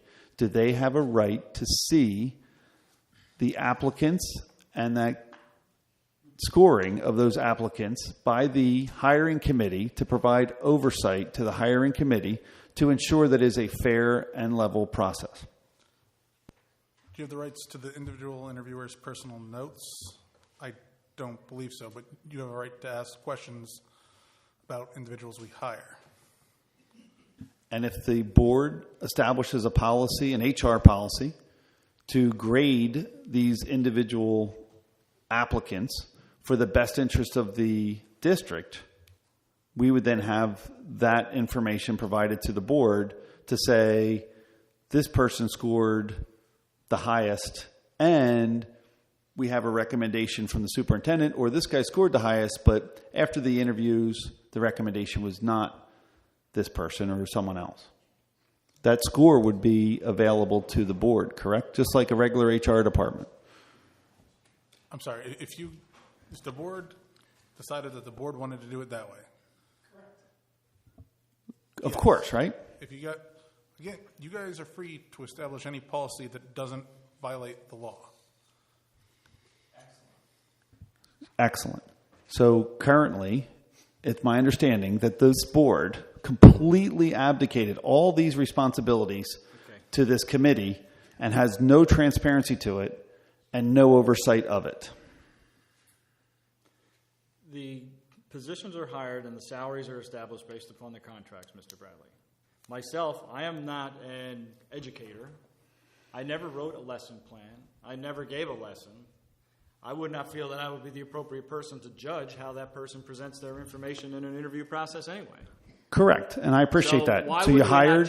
Why would we not trust the curriculum, superintendent, assistant to the superintendent, mentor teachers, department heads, building supervisors, building leads, to hire the person that is going to be responsible for teaching our children and upholding the standards that we have within our district, and to make sure we're able to continue progressing in our keystone exams and all those types of things? Why would you think that the proper person would not be hired? So it's not about being the proper person to be hired. It's about the oversight. So if I have an HR manager and I own a business, obviously I'm going to let them do their jobs that we delegate them to do. Mm-hmm. However, the ultimate decision, as here, is the board. Sure. And right now you're describing a scenario that has zero oversight by this board. And right now you're talking about you abdicated the entire responsibility to fill all open positions. We've done this before. This happened actually over Christmas, and you argued about the point back then as well. I completely agree, and I'll re-argue it again. I think we can agree to disagree on the process, because you might not agree with what we need to do to staff the organization for the opening of school. And that's the way it's probably going to be. We could sit here and badger back and forth for the next hour, which you have done effectively for many times. Okay, so I'm going to just make it simple. I'd like to table this motion while I make a new one, and then we can come back to this, or would you like to make the new motion after this one? I have first and a second. Anybody want to remove their first or second? No. Okay. We'll call for the vote, and that can be done under new business, sir. So I have a first and a second to authorize the superintendent to hire individuals needed in order to be staffed for the opening of the 2018-2019 school year. All those in favor signify by saying aye. Aye. Opposed? Nay. We got 2? 3? 2? I'm a nay. And Gail? Gail's a nay. Okay. Anybody else? It's a 7-2. Motion passes. I also have a question. Why is the air conditioner off again?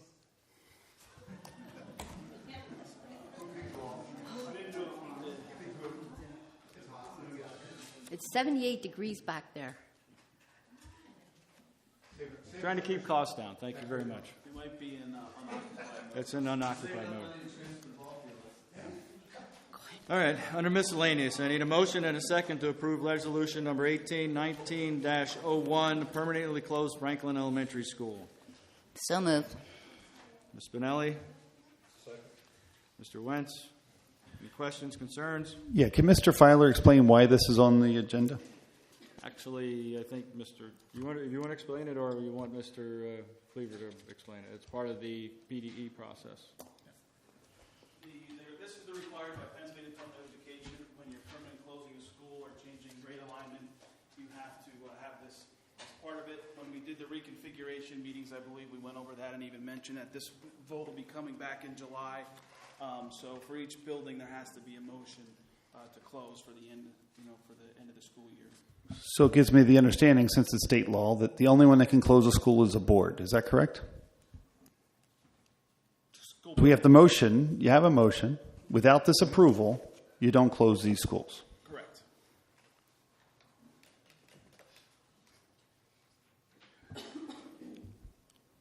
I also noticed that to meet this requirement, you had to have a hearing prior to the closing of a school. Is that correct?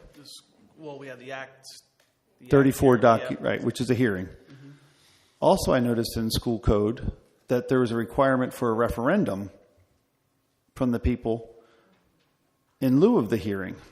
Why did this board choose to do a hearing and not the referendum in the past? I wasn't here at the time, so I was wondering if anyone knew, since they're the only authority that can make this process happen, why did that board, or why did this board decide not to do a referendum and just do a hearing? At the time, the board did not, was not required to go out for a referendum. Well, it was a choice, referendum or hearing. Is that correct, Mr. Filer? In school code? If your question is why did the previous board decide to take the route they chose, I don't know. No. My question to you is the confirmation of reading school code, which gives the board a choice between either a referendum or a hearing when deciding what to do with district schools. Because it's the people that have that decision ultimately prior to the board making a decision of government.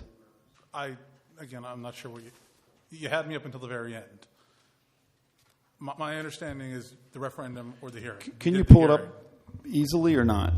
I'm sorry, what? Can you pull up the school code that talks about a referendum and a hearing easily? Not easily. It's an either or, right? You had to either have the referendum or you had the Act 34 hearings, correct? No. I'd like Mr. Filer to describe that process so that the board knows, the people know, because you're going to make a vote on here to close a school that we still own and Mahoning a school that we still own. And prior to doing that, you have options. They did have options, yes. You still have options. Not sure they did have options. No. You still have options. Okay. This board still has an option. option. Is to vote yes or no. No, Mr. Stern. Yes, sir, it is. No, sir. Yes, it is. We're too far down a path.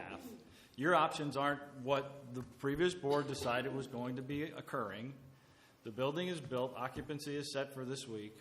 Some things will be done this week. We'll have occupancy in a new building in the fall. But you still have the option of keeping the other two schools but in the event. The closure is from an educational function for our district. Correct. And there's no reason that you would have to do that if you choose not to. There is a reason we have to do it. Why is that? It's the PDE process.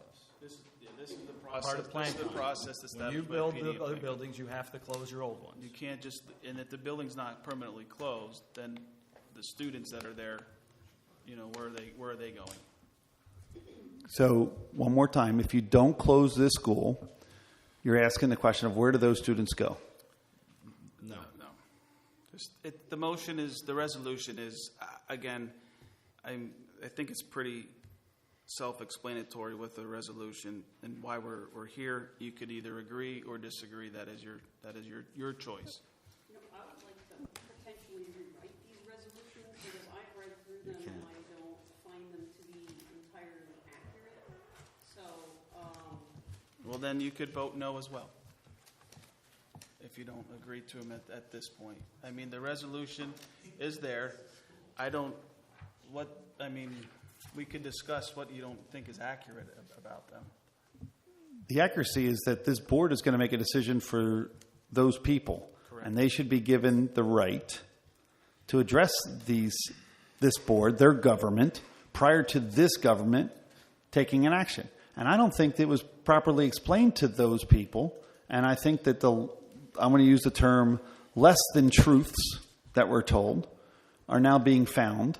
And if Mr. Filer can pull it up, if possible. I think it's section 378 on the Pennsylvania School Mr. Code. Bradley, again, you are making a decision for people who are telling you think people want to do something your way.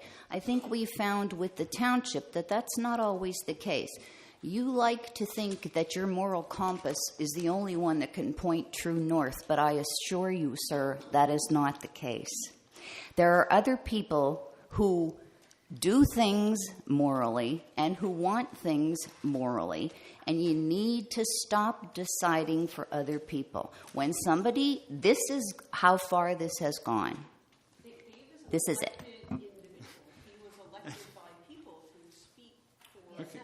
So he's being himself, and he's trying to No, you got to turn on. and he's trying to guide this board in a direction that makes sense to him. I understand that, but what makes sense to him at this point is way far in the past. We're way past that point now. If we don't close the schools, we're not in compliance with what we need to do. Right. The schools need to close educationally. Mm-hmm. And I think there's worth having a discussion about certain things. I mean, So are you going to redo the septic? You're going to redo all the things that need to be done in the old buildings? How could we still use them? I didn't say that, but you're trying to say Dave should shut up and just vote no. I didn't say Dave should shut up. I would like to, but I didn't say that. No, what I'm saying is he seems to think that his way is what everybody should do, and that's not the case. Speaking of his election, we've been through this before as a district with CFAS. They came in, they walked through the building, told people what to do, what not to do. They got involved in hiring. They alienated people around the community. They lasted for 4 years and they were voted out. When you came on, I said to you I was going to sit here and keep things the way they are until you learn to get your act together. You're not a quick learner. You are doing the exact same things that they did. You are disrupting things. You're pitting people against each other, coming up with your own ideas. How's coming up with ideas bad? It's not bad if it's just an idea, not the way Dave presents it. But that's neither here nor there. What I'm trying to say to you is some people here have been elected. I am not. I was appointed because your flip the board did not get the vote. You did not. 3 of you did. 3 of you did. What about the other 3? We called a question. Yeah. We called a question. Prior to calling the question, let me explain, because you are misguided with a couple things. I am not misguided. Call the question, From what you please. said to me, was my goal is to ask the people, not my ideas. My only idea is that the people should be asked prior to the government making a decision, because that is state law.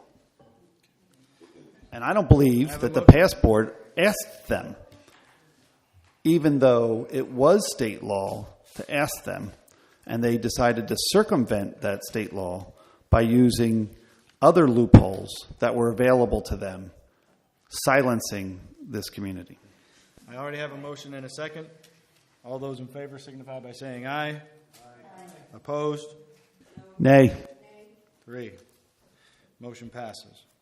Need a motion and a second to approve the resolution number 1819-02 to permanently close Shaw David Elementary School. So moved. Mr. Wentz? Mr. Holland? Discussion? All those in favor signify by saying aye. Aye. Opposed? Nay. No. Motion passes. Need a motion and a second to approve the resolution number 1819-03 to permanently close Mahoning Elementary School. I need a motion and a second, please. Mr. Holland? Second. Mr. Spinelli? Questions? All those in favor signify by saying aye. Aye. Opposed? Nay. 3. Need a motion and a second to approve Resolution 1819, number 4, to permanently close East Penn School Elementary School. Need a motion and a second, please. Mr. Holland? Mr. Wentz? Comment? All those in favor? Wait, comment? I believe the people should be listened to. Thank you. I'd like to add that to the record, Melissa. Appreciate it. I agree. Further comment? All those in favor signify by saying aye. Aye. Opposed? 2? 3? 3? Ayes have it. Need a motion and a second to authorize Lehighton Area School District to make the following changes effective for the school year 2018-2019. Closing actions listed there, number 4, opening the elementary center, and the movement of grade 5 from the middle school to the elementary center. This is required as we are realigning the buildings. Mr. Wentz? Mr. Yancer? Discussion? All those in favor signify by saying aye. Aye. Opposed? Nay.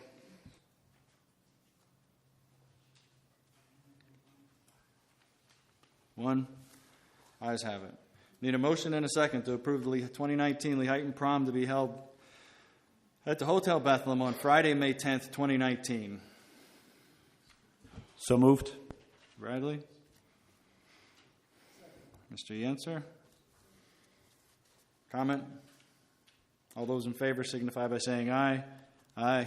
Opposed? Ayes have it. Need a motion and a second to approve the revisions to the high school handbook for the 2018-2019 school year. Enclosure Peach, number 15. I suggest we table this motion. I'll make a motion that we table the approval and revisions of the high school and middle school handbooks until such time that we can have an open and public meeting reviewing them in their entirety.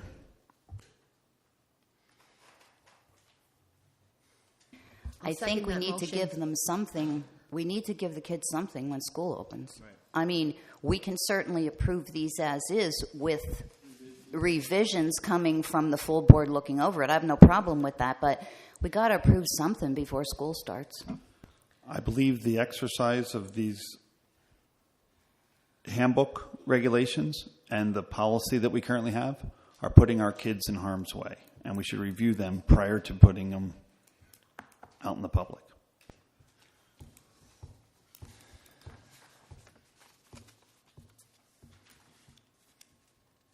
I'll make a motion to approve the revisions to the handbook. Okay.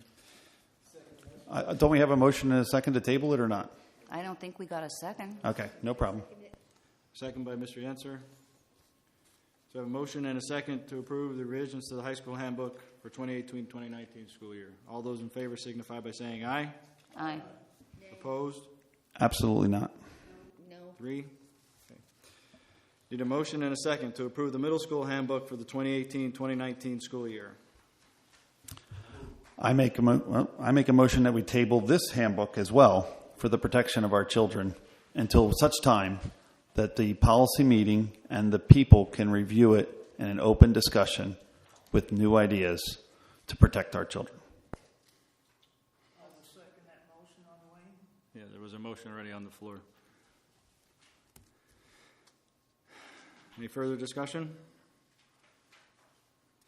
All those in favor signify by saying aye. Aye. Opposed? Absolutely not. 3. Joy? Okay. Motion passes. Need a motion and a second to approve the elementary handbook for the 2018-2019 school year. I make a motion that we table this motion until after it's been reviewed in a public meeting and allow those people to review it to protect our children. I'll second it. Thank you. Any discussion?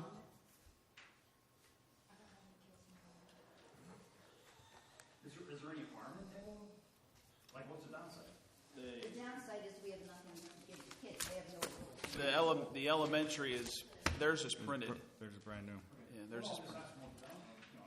So timing at this point would be a concern, yes. I disagree just because it's on the agenda, you vote yes. Well, I'd like to make a motion as read. hold on, we have. We already have a motion on the floor, The right? table's on the on the Okay, floor. just checking, Mr. Stern. Thank you, sir. And public comment, you're going to allow public I- comment? I just did. I just asked. You did. It's the responsibility of the president to encourage public Anybody comment want on to the comment, motions. please? It's okay. Same thing. No, it's his responsibility. If you want to help It's him your with his responsibility to responsibility, interrupt me as well. So it's my responsibility. I'm asking for comment, Mr. Bradley. no problem. Thank you. Any comments from the floor, please? Okay. So there's a motion and a second to table. Table this motion until it's reviewed at a public meeting. Right. So you want to do a roll call vote? Okay. Yes, Is please. that enough, or do you want more added to that? That's it. Okay. So it's a table, motion by David Bradley, seconded by Gail Mahalik to table this motion, which is motion I, till it's reviewed at a public meeting. Okay. Mrs. Rita Spinelli? No. Mr. Wayne Wentz? No. Mr. Andrew Yancer? No. Ms. Joy Bears? Yes. Mr. Richard Beltz? No. Mr. David Bradley? Yes. Mr. Stephen Holland? No. Mrs. Gail Mahalik? Yes. Mr. Larry Stern? No. So it's 6 no, 3 yes. Motion denied. So I have a motion and a second to approve the elementary handbook for the 2018-2019 school year. Mr. Yenser? Mr. Wentz? Further discussion? All those in favor signify by saying aye. Aye. Opposed?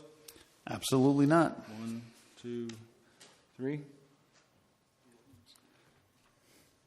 Motion passes. Programs. I'd like to take item A as a consent agenda item. Need a motion and a second to approve the use of school property for the following 1 through 15. Mr. Wentz? Second. Mr. Bradley?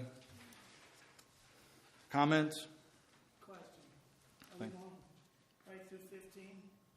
1 to 15, yes, sir. My question is elite sports, and do we need custodians, and who's paying for the lights? If they are, and it's all part of the policy, so if they need custodians, depending on the hours, it's all part of their fee, so there would be a fee for them, yes. Any further questions? All those in favor signify by saying aye. Opposed?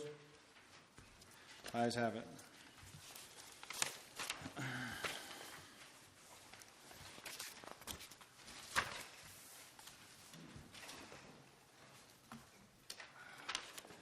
I need a motion and a second to approve the first reading of the following Lehighton Area School District Policy, number 819, Suicide Awareness and Prevention and Response, enclosure yellow. Mr. Yenser? Ms. Spinelli? Any questions? All those in favor signify by saying aye. Aye. Opposed? Ayes have it. Old business. Franklin and Shaw David? Is there any up? Well, I was going to do addendum and new business, okay? Is there any update on that, Mr.? At this point, for a sale of Franklin and Shaw David, the only update we have is that the subdivision cost for Franklin from Barry Ice and Associates would be $4,000. That's the same information I did share with Franklin Township when asked to just give that to them. Okay. Okay, we'll move into new business. We have an addendum. I need a motion and a second to approve the recommendation to hire the following employee in accordance with their respective contracts pending clearances. Carrie Kenny, social worker, transition coordinator, $45,850, master's step 3 with an effective bid date to be determined. Mr. Wentz? Mr. Holland? Questions? All those in favor signify by saying aye. Aye. Opposed? Ayes have it. Okay. Other new business for discussion. Live streaming of board meetings. Yes, we did have a question that came up about live streaming of board meetings. We did talk with our IT department, and we're not for sure that the audio that we currently record can be relayed into our current camera. Also, part of that is the process for live streaming. Most of the time, the camera is faced towards the board. That also covers courtesy of the floor where those people talk. Right now, we do not have access to such a system. And the other information we're still waiting to hear back is the requirement of the ADA closed captioning, if that would be required. So we do not have that clarification yet. If we did post these on our website as part of a live stream to the district, that if we would be required to include closed captioning for that as part of the ADA requirement. So we did look into it, and that is the information that I'm able to share. So I'm sure we'll leave this on there, Mr. Cleaver, and we'll get further updates at next month's meeting. Yep. We'll bump it to old business next month. Yep. Okay. During that discussion, are we also then going to remove the board policy associated with the recordings of meetings currently? If the board decides to keep that as part of the document. Now, currently we have a policy that's completely antiquated. We had advice from Mr. Schwab, our solicitor, that it is completely antiquated. It's also somewhat less than legal. Are we going to completely, I move we remove that policy from this, our district policy number. Is it 66, is it? Yeah, that's your, we have that under C. That's another item under concerns. Okay.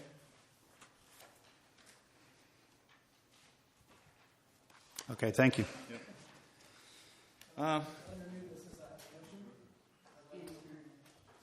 I'd like to make a motion to reconsider the motion to approve the intermunicipal transfer of Christmas Ball Field of Franklin Township, subject to the subdivision and legal description satisfactory to the Lehighton Area School Board. I'll second. Okay, so we have a first and a second on a motion by Mr. Yentzer to revisit the intermunicipal transfer from Lehighton Area School District to Franklin Township, the recreation area, should we say, which includes the Christmas fields and the soccer area above the bank. Any comments? And we have, since it is a new motion, not on the agenda, is there anyone like to speak about that? Yeah, one comment. Thank you, Kevin. Again, Christmas could be an overgrown field or what it was. I understand it has some value to the school district. It has a lot more to the children. I recently learned as well, as far as the soccer field goes, maybe Mrs. Bowman can clarify, as a long-term Franklin employee, I was told that the Army Corps of Engineers put the track in, and the township actually supplied the material. So again, no money spent by the taxpayers of the Lehighton School District. I honestly don't know all the facts on that, Kevin. I believe some of it, or they did go. I know they did. That came from Mr. Renner. Mr. Renner, we're not going to go there right now. That's who it came through. And also, the Lions donated, I think, all the stone, the cinders, but for that track. The township truck. No cost to the township. School district. Or the school. I see it. Mr. Wortman? Remember one thing before you take this vote. You are voting not just for Franklin. You are voting for the whole Lehighton School District. And every child in that school district. Just don't think it's Franklin Township. It's Lehighton, the whole Lehighton area school district. Every child in this district has the opportunity there. Thank goodness. Again, remember, each one of you that I'm looking at this, you're voting for the children of the Lehighton School District. Thank you. Slumjoy? I agree with Mr. O'Donnell that there was more value that the children had that field, and I'm compelling you guys to spend the $5,000, no matter how we raise it, and retain that asset. Absolutely agree with Mr. Wortman that it belongs to the district and every child in the district. To turn that over to Franklin Township is ridiculous. I agree with both of them. Thank you. Sir? I'll get you next, Barbara. Mr. Bradley said earlier that you were not favoring municipal transfer because you have responsibility as taxpayers. You said that you mentioned the petitions that were signed. You said it's not a large enough segment of the population. How many signatures on a petition would you want to see to make you vote for that intermunicipal transfer? To assure you that the people of this area want that property to be transferred. Do a referendum. And I think that would be valuable because then you're polling the entire district, which is very easy to do, by the way. At the same time, it's not just about how many people want something to happen. And I want to make sure I'm very clear about this so I'm not misunderstood. When you have a district, when you have a group of individuals, let's pick it, 10,000. Let's say everybody chose that we're going to sacrifice one child. Would you say that that is right? Think it through. Exactly right. But You said that you would not support that motion because you didn't feel that the entire population. No, I said I wouldn't support the motion. My opinion is that the district owns this property. The kids can use it. No big deal. We all agree with that. The district doesn't have to spend any money to let those kids use it for 100 years. It's not that big a deal. The district could give it directly to the FTAA. The question is, how many of the wolves are going to eat which sheep? And that's where you're missing the point. And that, if you want to call me a wolf, that's fine, and I respect that. That's your opinion. But the idea is that you're asking someone to take a value and an asset from someone that paid for it, earned it, did it, and give it to another entity. And whereas Mr. Wortman, I agree, the entire community uses it, we're not giving it to the entire community. We're only giving it at this point, if you go down that path, to Franklin Township. And then Franklin Township and its taxpayers would be responsible for that field. And Mr. Walter, sorry if I could pronounce that, but Mr. Walter is in agreement. And I have no problem with contributing to subdividing. It makes sense. But the district should retain it. It's a district asset to take it from a district. It is leased. It's currently leased for as long as you want it to be leased for. There's no reason to stop leasing it. No, they're trying to municipally transfer it, Mr. Kraus. Yeah, it's a different motion. It's a different motion, Mr. Kraus. I know, but it's not on there, Mr. Kraus. That's why we're having public comment. Mr. Kraus, I will help you. Andy made. So just to be clear, the motion is for an intermunicipal transfer of the fields. That way, the Franklin Township Athletic Association, Franklin Township themselves as a municipality do not need to fight every year, year in, year out with the school board to make sure that the kids have a field to play on. It would be guaranteed. Franklin Township has always been gracious enough to offer those fields to all kids of our community throughout the Lehighton School District and even beyond. Again, to keep kids active, to keep them healthy, to keep them out of trouble, to keep them away from things in our community that would get them in trouble. We're a school district for our children, for the youth. That's what this ball field provides. That's why I want to have it as an intermunicipal transfer so Franklin Township can do the right things. Franklin Township Athletic Association can continue on with the good services that they provide our kids. Does that not leave a revert clause? No, the revert clause, if it was not, it would still be there if it was not used for recreational activities. Well, that's what I'm saying. So their fear is if we leave it the way it is, another school board could come in here and be the devil. It could. It's a revert clause. A school board could make it the devil. No, only with just cause that it would not be used as it was specified in the agreement. Not just willy-nilly, you couldn't do it. I'd like to clarify my statement. Yes, sir. I think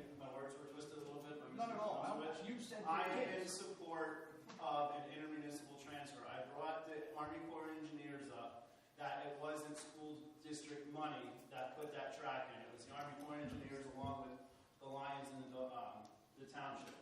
Is that like I twisted your words on the cost of the subdivision? You told me it was going to be way in excess of $10,000, and now we have a $5,000 price, closer to $2,000. I said a few. At least 3 times. Okay, let's move forward.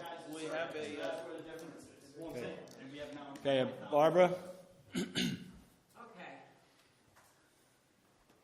I questioned the 2 motions that were already on the agenda. I wanted to know what the recreation fields represented. I was told it was Christmas Field, now we're told it's everything. My concern is this: I have no problems with the kids playing baseball on Christmas Field. It's been done forever.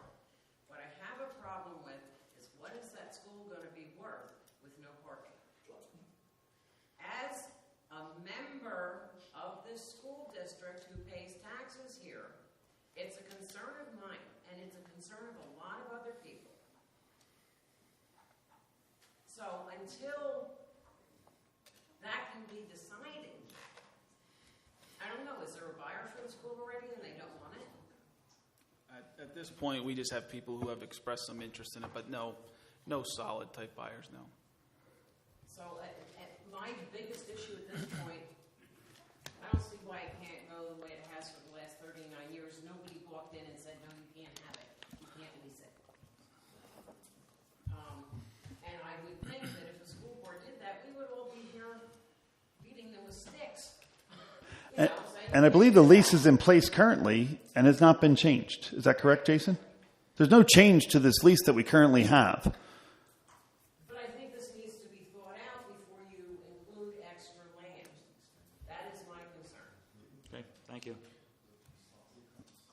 Mr. Wortman? I'd like to make one more comment. Before Franklin Elementary School was, if I can recollect back in history, that was, the school took that land over as public domain. In other words, they just took it. There was nothing that the citizens of Franklin Township could do.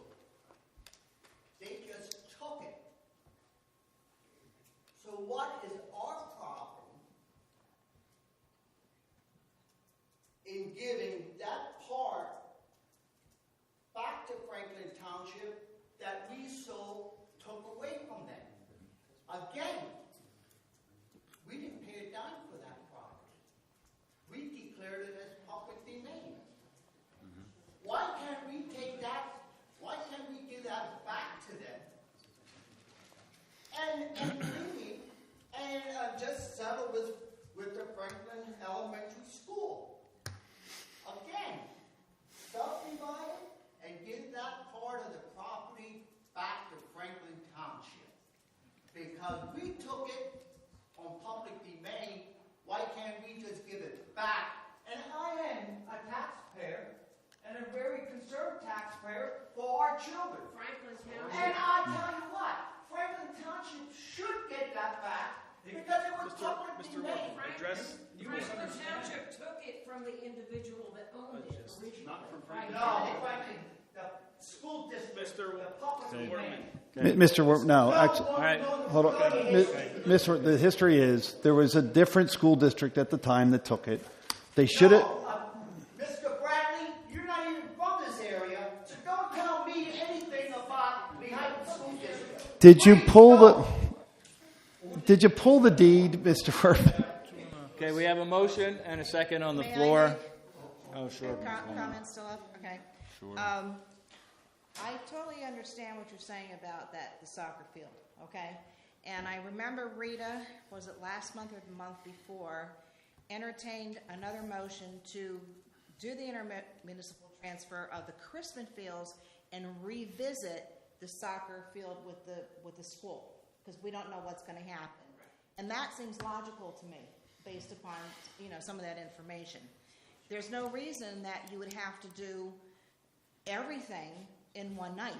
you could do an intermunicipal transfer of the Chrisman Fields, and then take a look at where we're at with the school and the soccer field, and see what would be the most productive for everybody, including the kids and the citizens. Just my thoughts. Wouldn't it have been more logical for the last board to have had a plan already for this to be done? That would have been logical to me. The plan was what we're actually has been tried to be accomplished in the past 4 meetings to do the transfer to Franklin Township. That was the plan. That was the plan. So why didn't they transfer East Penn and the other guys to those local communities? They were sold intact. Say it again? They were sold intact. And I know, but why wasn't the plan to give them some of their... There was no request. And there was no other athletic association that had the information or had a... So for clarification, sorry, one second. For clarification, the property was... What was the name of the school district, Gail, back in the day? Yeah, Franklin... No, it was something else, wasn't it? Or... Franklin Joint Education Authority, right? Franklin Joint Authority? Yeah, so we pulled the deeds. It was taken from an individual under the Franklin Joint Authority, School Authority.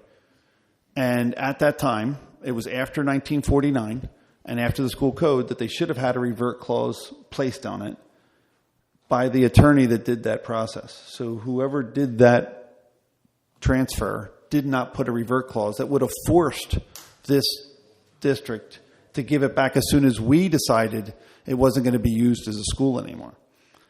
However, that's water under the dam. Right now you have 2 situations. You got a property that you're trying to sell, and you have an ease of using the lease that you already have for $1 a year forever, and you don't have to incur, the district doesn't have to incur a cost, and the township doesn't have to incur a cost, and you just keep it the way it's going. And it's been working great for 39 years, and I don't know anybody that would disrupt that. Mr. Cameron? I played Little League up on that field 34 years ago. I remember Wayne was a coach, and I think that in good faith, the Franklin Township Athletic Association and Franklin Township as a township will do what we all believe should be done in that field. So I don't know why we're splitting hairs. I think that we should, like Wayne said, take a vote, 7 people step up, separate it, pay for the separation of the property, and give it to Franklin Township and forget about it. Okay. Any more comments? Ms. Wagner? Okay, I have a motion by Mr. Yancer and a second by Mrs. Spinelli to reconsider the intermunicipal transfer from the Lehighton Area School District to Franklin Township for the recreation area of Chrisman Field and soccer. Okay. You want to pull soccer off of there? We'll just do Chrisman. Just do Chrisman Field. Okay. But still introduce the municipal Right, transfer. reconsider the intermunicipal transfer from the Lehighton Area School District to Franklin Township, the recreation area of Chrisman Field. Correct. With the subdivision of, meets the boundaries of between Lehighton and Franklin. Discuss at a later date. Okay. Yeah. It's not out of the question. So, At this point, just Chrisman. so if you're taking off the soccer fields, if we're just doing Chrisman, you're back to the original plan that to save Franklin Township from the $4,000 to put a line in on the meets and bounds that we already have, and under the agreement that you already have, that's already been approved, you're going to attempt to give away the property from the district that the district owns. Yes. Am I understanding that right? Yes. Yes. Okay, roll call vote. Any more discussion? Roll call vote, Ms. Weiner. Mr. Wayne Wentz? Yes. Mr. Andrew Yancer? Yes. Ms. Joy Beers? No. Mr. Richard Beltz? Yes. Mr. David Bradley? No. Mr. Stephen Holland? Yes. Mrs. Gail Mahalik? No. Mrs. Rita Spinelli? Yes. Mr. Larry Stern? Yes. 6-3.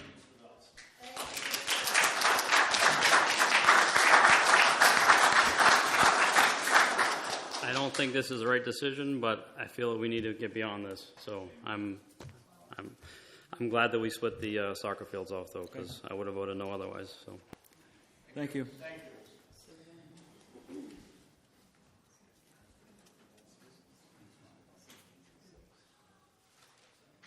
Okay, back to director's concern. I did some research, and I just Wait, we're still on. You're still on new business, actually. No, we're not. You are. You did live recordings of the meetings. No, we're not on new business. We went into director's concerns.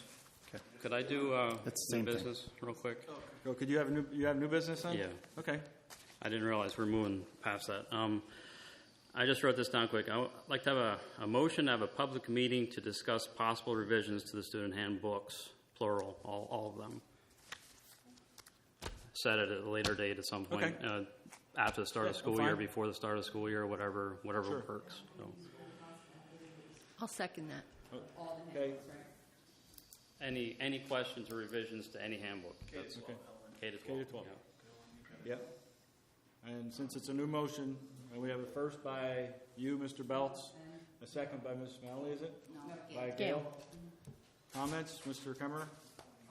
My other question would be is, are you going to have input from faculty and parents? As always. If they would show, it'd be a public meeting, so anyone is more than welcome to attend those meetings.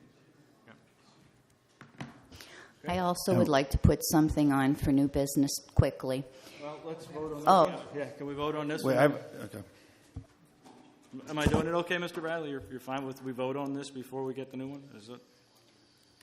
Thank you. So there's a motion and a second to have a public informational session to talk about the handbooks and any possible later on revisions and review with parents and any interested members of the community. It'd be a public possible revisions to Okay. the student handbooks for all. Okay. You have that, Mrs. Wagner? Any further discussion? All those in favor say aye. Aye.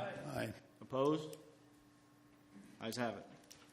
We will advertise this as just a meeting for discussion purposes only at that point. Okay. All right, Mrs. Spinelli.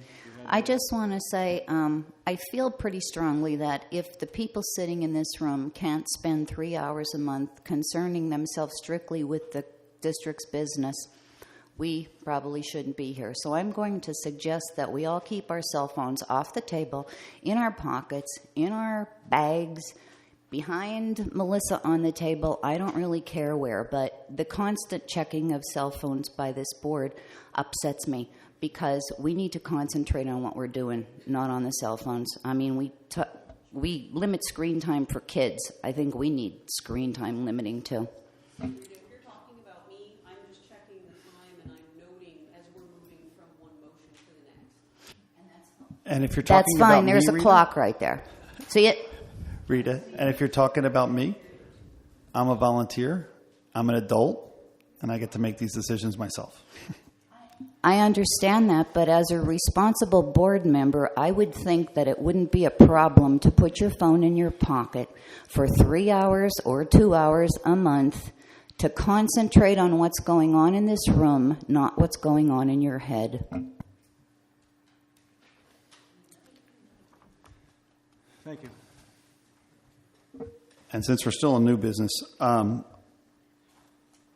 I'd like to make a motion that we keep the recordings from our board in an archive held by the district.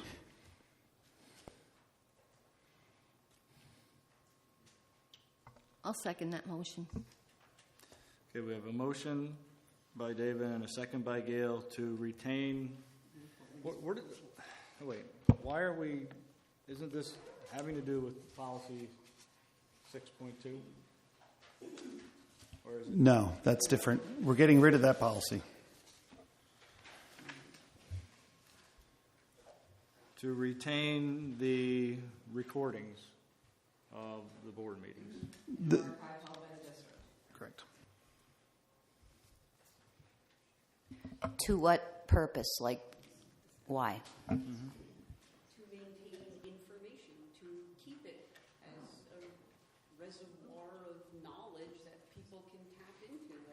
So knowing that it doesn't change the minutes. Right.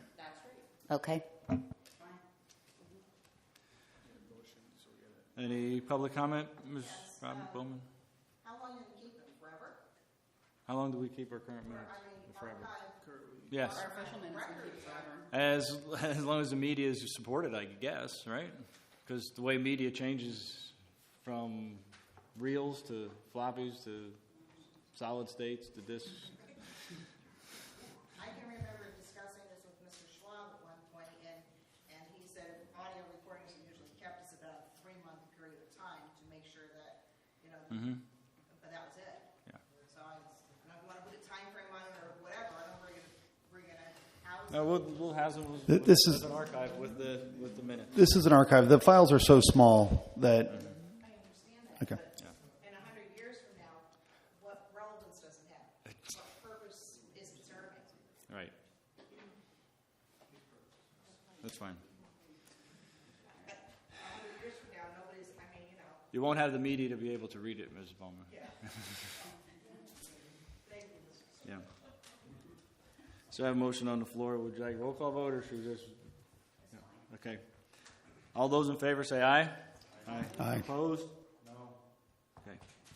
Motion passes. I'd like to make a motion that we keep that recording as well as an archive from the board minutes, which is off of a security camera held within our district. With the same purpose, just more for information rather than changing minutes? Correct.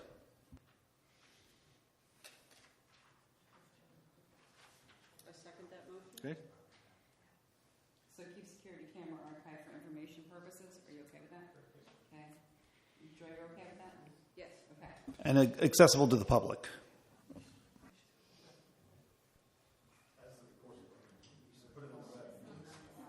No, we're not putting it on the web. So that's now your motion has changed. So you want to add that? No, we said you're keeping them in an archive, and all your archives are kept on the web. Nothing but people. It does not have any audio. I agree. But it's accessible to the public, correct? It's a public meeting. Here's my problem with that. This is a public meeting. Everything can be filmed. As a general policy, we don't give out our security footage, and that is exempt from right-to-know requests. So it would make more sense, in my opinion, to just get another camera on your desk and use that one to record the meetings, only because then we're not establishing a policy where we're giving out our security footage. I realize this particular doesn't make any sense because it's a public, everyone's here, but all of our other security cameras, right-to-know requests don't attach to. So just something to consider. The ones inside of a public area, they do. No, we don't have to give out security footage, even if it's in a public area. So can I make It's one of the exceptions, Can I make Mr. a Pratt. suggestion, David? We are breaching the subject of live streaming the board meetings, correct? We have a couple things that we're going to be working out with that. A live stream would include audio and video. However, we decide to get that done, which we should have some more information in the coming month. Can we revisit this in the next board meeting and say if we're live streaming, then we can retain that copy, which could contain not only audio but video as well.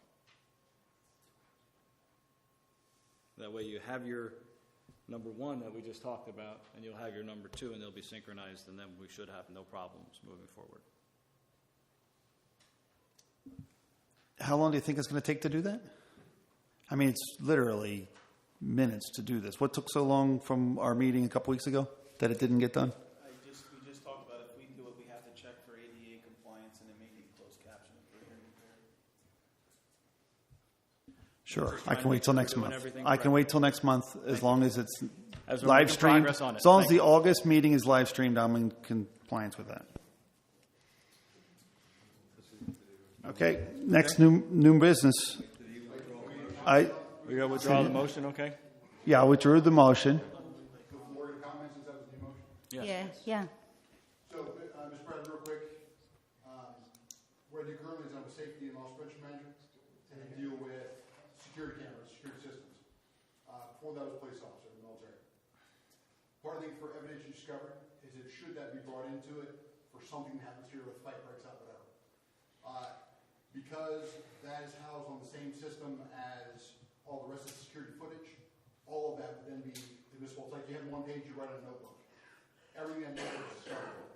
That's why that's a bad idea to have that security camera, security footage, even just a portion available, because then it opens up everything to it, which is not supposed to be there. So streaming, live streaming is the way to go.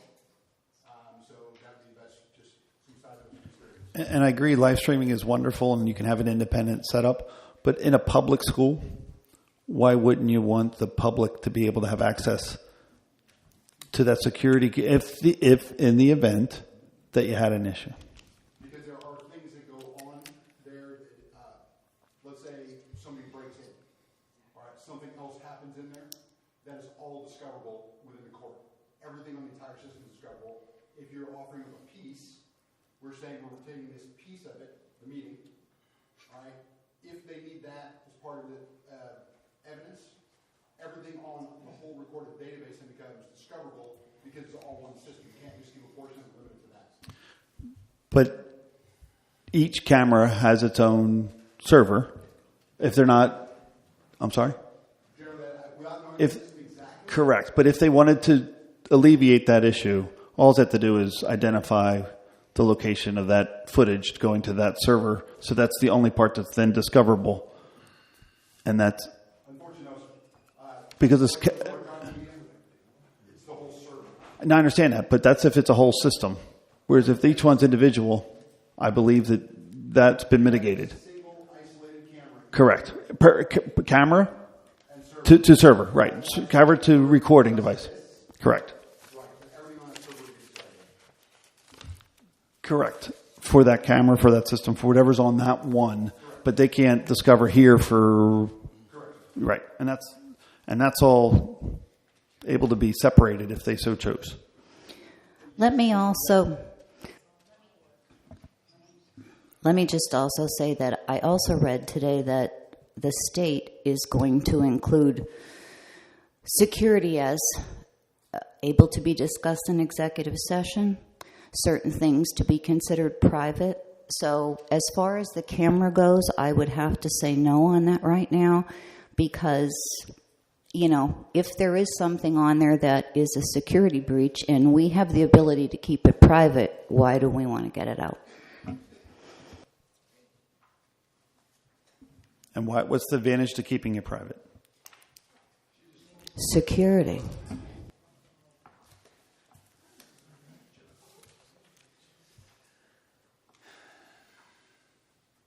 Okay, so we'll revisit and see if we can get that accomplished for August. Thank you.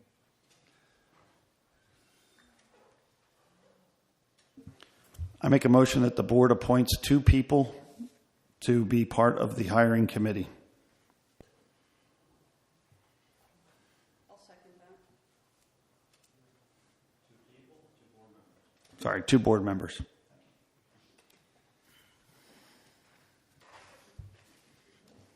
Two members of government, board members. My question is with that then, are you saying they would need to be present for all interviews? They just need to be provided the oversight of what occurs within that HR process. Well, then I'm not sure what that oversight you're looking for then.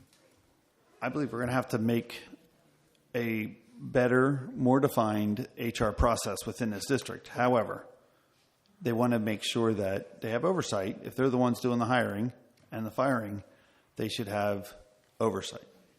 Have you inquired on what the current process is, Mr. Bradley, other than in this meeting? Have you maybe scheduled a meeting with Superintendent Cleaver to discuss how the process works? What criteria is talked about?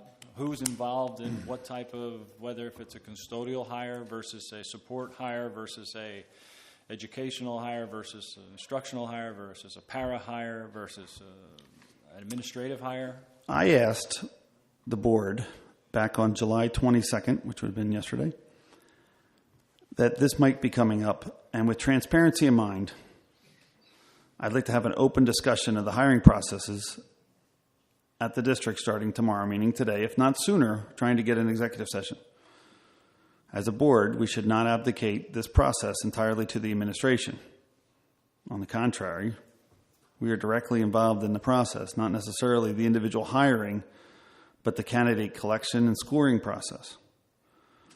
I said, given the intent, now this is going on across the state, by the way, but given the entrenched relationships board members have with district employees, I'd like to make this public and open discussion so that the stakeholders can rest assured that their government and this board is transparent. I suggest that each board member be prepared to identify the current relationships that they have with current employees and those receiving a pension from their employment in our district. First of all, Mr. Bradley, For you starters. have no right, to get involved in the personnel issues of really that area. I mean, you're asking for personnel information of relationships with individuals. I don't believe you even have a right to have that information, but I'll ask Mr. What makes you Feiler believe that? Because I'm going to ask Mr.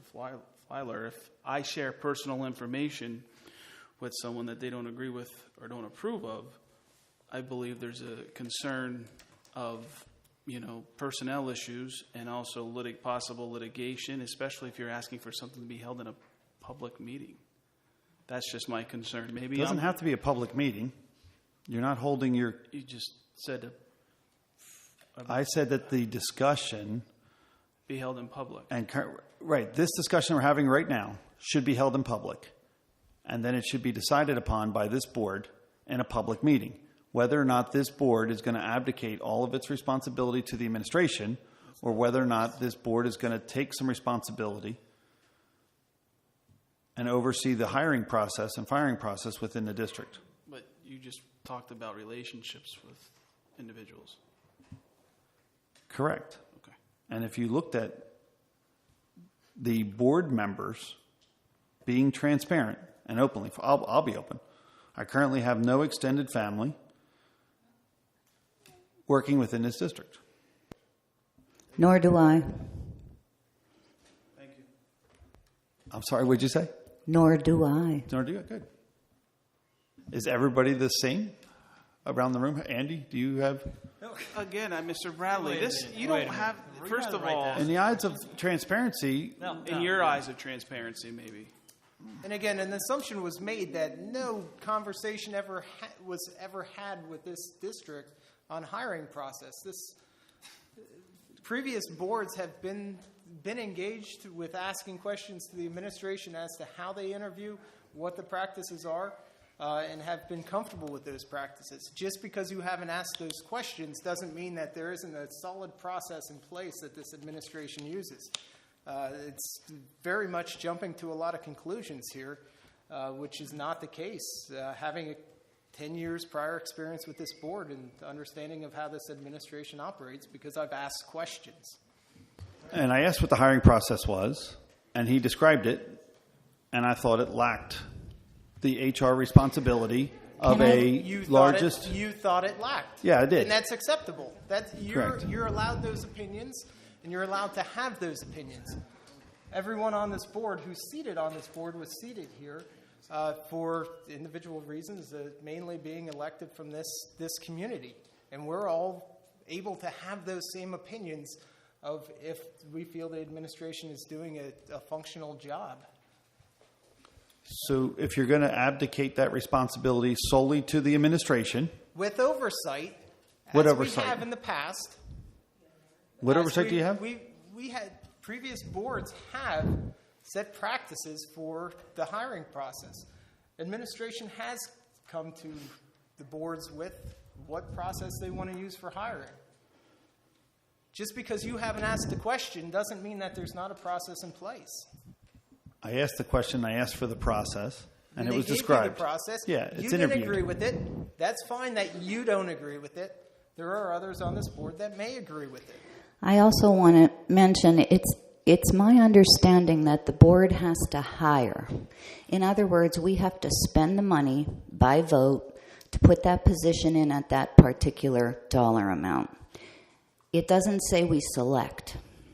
The selection process is held by the people who know how to select. Because every one of us, we don't know how to hire a teacher or even an administrator.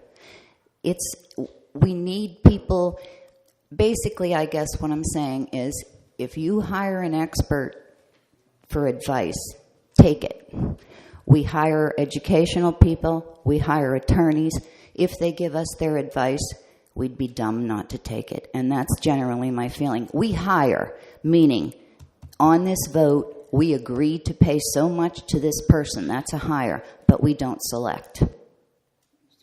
Mr. Krause? Yeah. Can you walk me through the hiring process? Since you don't agree with it, what is it about it that you don't like? You've Mr. obviously researched it over the past 8 months. Mr. Cleaver, would you like to describe the No, I'm process asking to him? He was just in the meeting. I'm asking You were just in the meeting. If you'd like to So apparently, go ahead. You can do it. Oh, the question is asked about what you like to. I can't speak for you. You don't need to speak to me. He's asking a question about the hiring process. And as Rita says, we hired an expert in HR.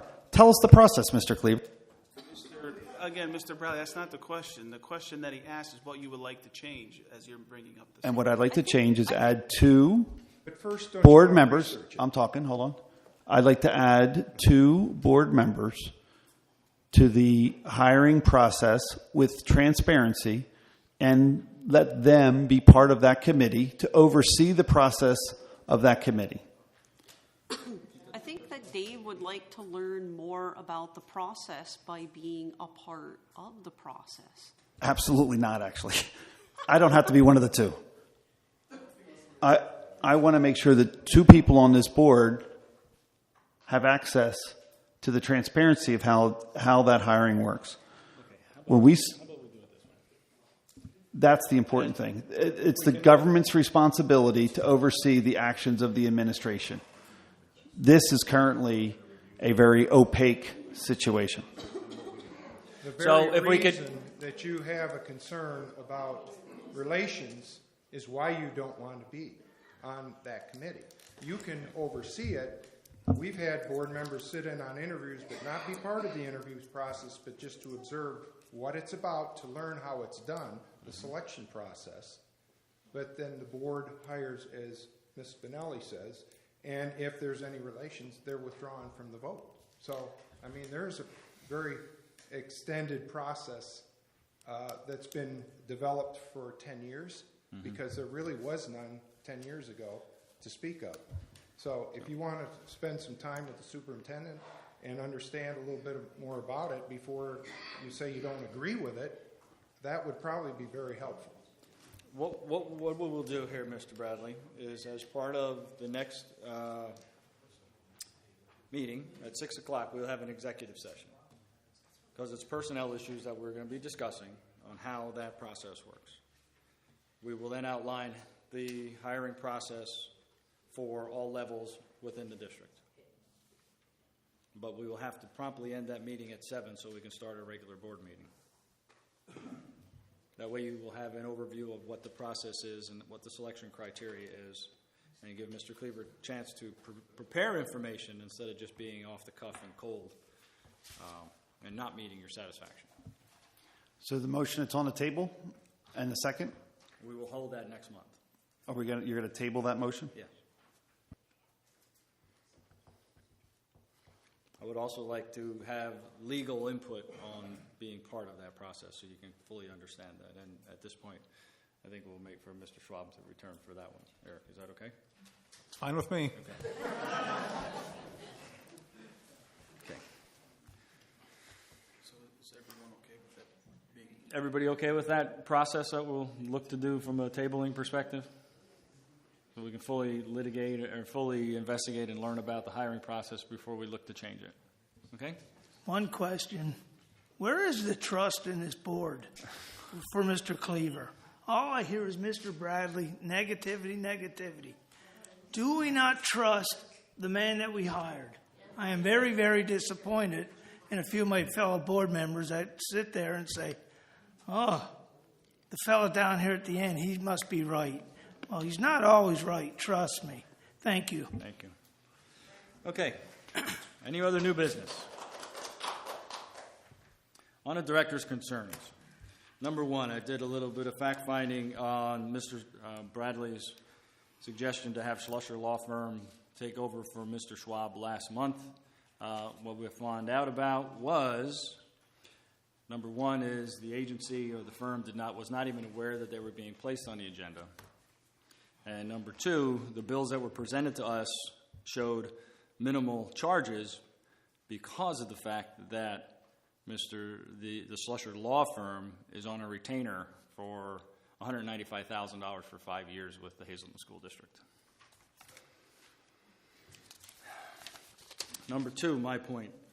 Our legal fees have increased from 2016 of $22,000 to 2017 of almost $30,000 to June 30th, 2018 to $40,500. I don't think any of us here don't know the reason why our legal fees have increased.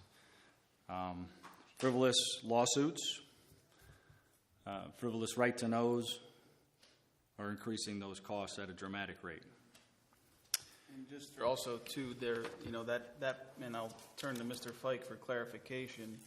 That is a line item in the budget.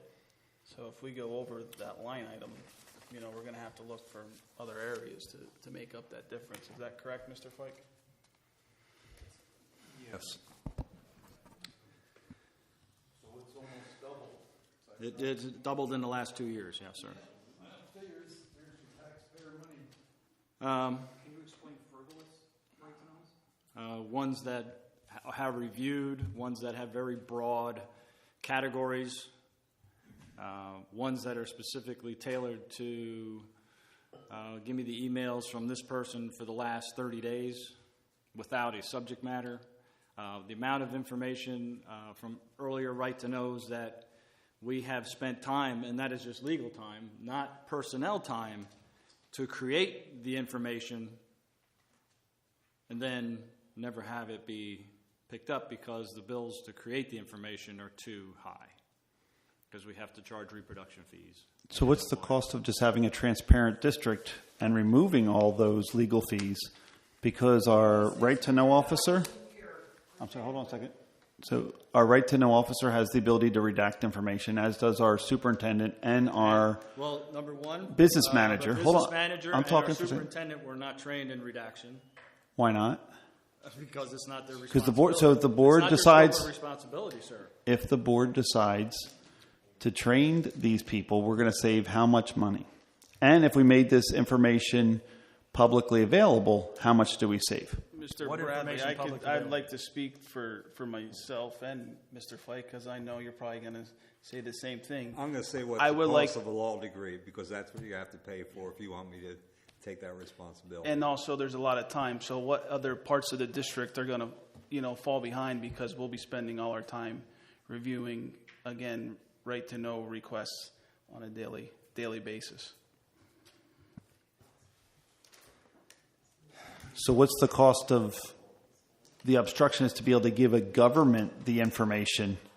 And why is the government being charged to get government information? And where is that in our policy that you're going to ask the government that oversees this administration for time and money to be able to get the information they need to govern the administration? Can you cite the policy number? That No, I blocks can't cite the policy that. Yeah, can you cite a policy number? I can't cite the policy that blocks a government. There is none. So why isn't the information given freely? Because we're keeping the district out of harm's way from a legal perspective. Absolutely, because you have executive session, you have Mr. Fike that redacts information for us, and you have your Office of Open Records that redacts information, and you provide packets of information that the administration sees fit for us to have to make our decision. But if we so choose to have information like the meets and bounds or the leases or the contracts, they require a right to know where they're part of the district and they should be given freely to the government. Contracts require a right to know, but it does not require any redaction. Say that again? The contracts don't require redaction. Contracts are open record. Correct. So why would we have to pay to get access as a board member to that right to know? And why wouldn't it be given freely to Have you asked for it without the right to know? Have you? As a board member, have you asked for a contract without the right to know? Have you?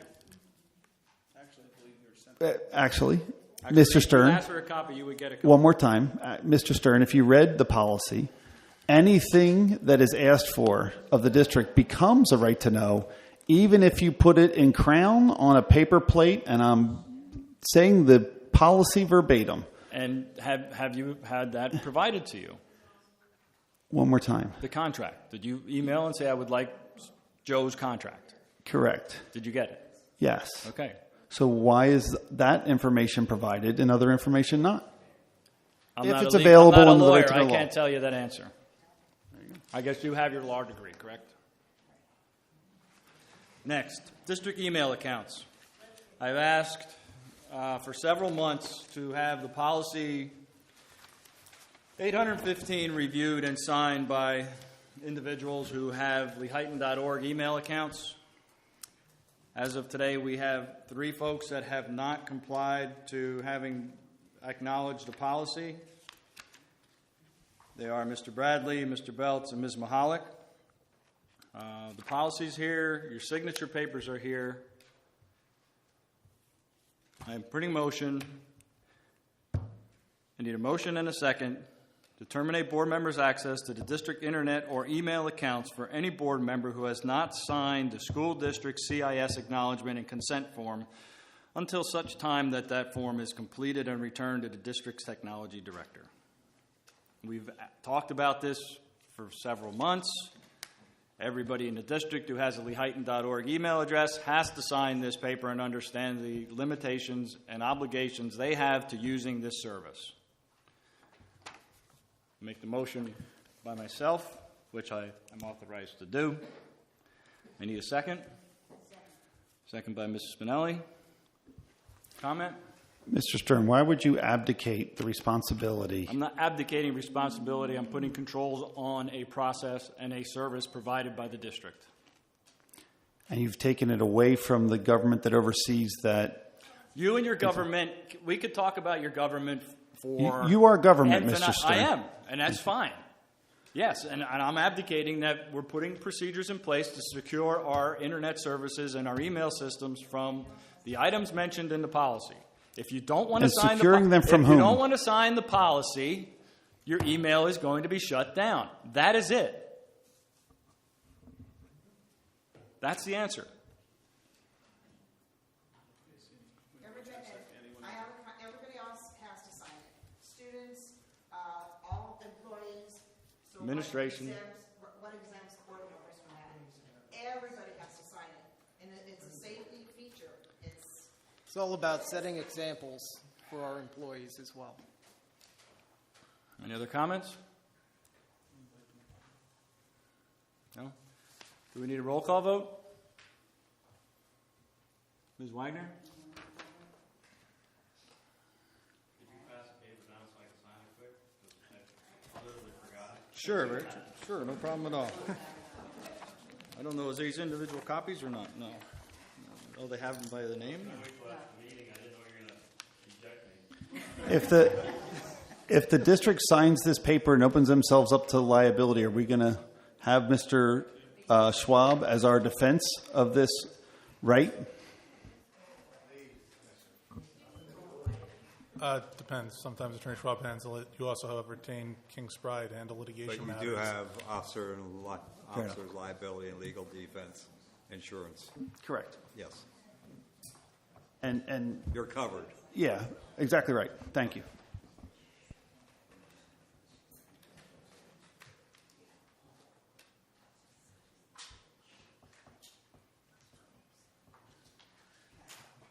You want me to do the roll call? Sure.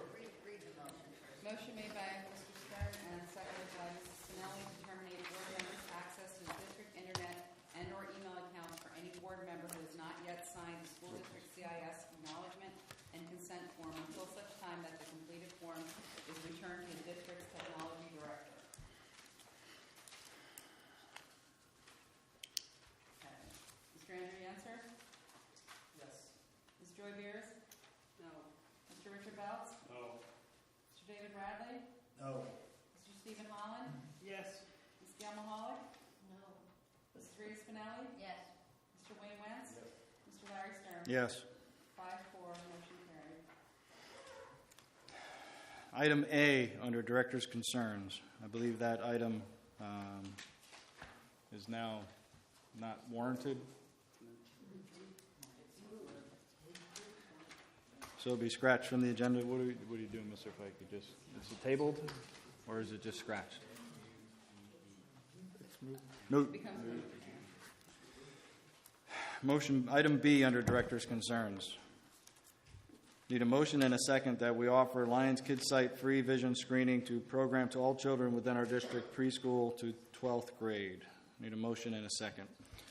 So moved. Mr. Bradley. I'll second it. Ms. Mahalik. Any discussion? I just want to clarify, so you're looking for this motion for students from pre-K all the way to 12th grade? It says preschool, so my question is going to be what constitutes... Well, preschool would be our preschool, Pre-K. yeah, our students. Yeah, but the other issue is that when it was presented, the focus of the project was for ages 6 months to 6 years.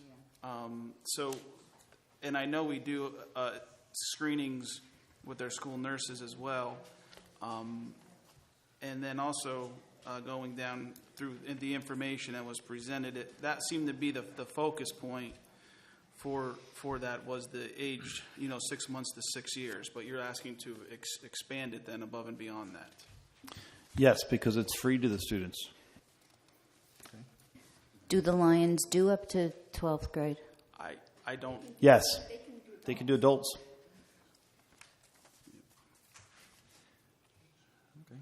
And we did have the approval was for pre-K to do it, and I did get a copy of the approval for the parents that would have to sign. So we'd have to send home letters as well to that. But I think screening is a great option for our district. My next question would be, I'm not sure if you know the answer or not. Does the Lions have funds with all the support? So in theory, we screen all children pre-K to 12. We find an enormous amount of students that now need glasses. We don't have the funds. Parents don't have the funds to support that. Do you know if there's extra funds available with Lions to help support classes for the community, for our students? Because I know we run into that on a general basis where kids can't afford it. I think we were going to try. I'm not a Lion anymore, but I do believe that they want to try to get as many glasses as they can. Right. There are 5 Lions clubs in the area that support this. Plus, they would go to the district for money or international if they need to. Right. When they did their presentation, I asked that same question, and they did say there's, I don't know if they call it scholarship, but awards they can get for people in need. Because my concern is talking to nurses at the middle school. It's the same kids have the same problems, but parents don't have vision insurance. So, but yeah, they did address that, and they said there is funds available. It's not a lot, but the kids in need can get funds to get glasses. They might not get the designer glasses, but they'll get glasses. Yes, I recall that. So this is just for making sure, because again, this expands what we talked about when they are here. Are they okay with expanding? Yeah, they are.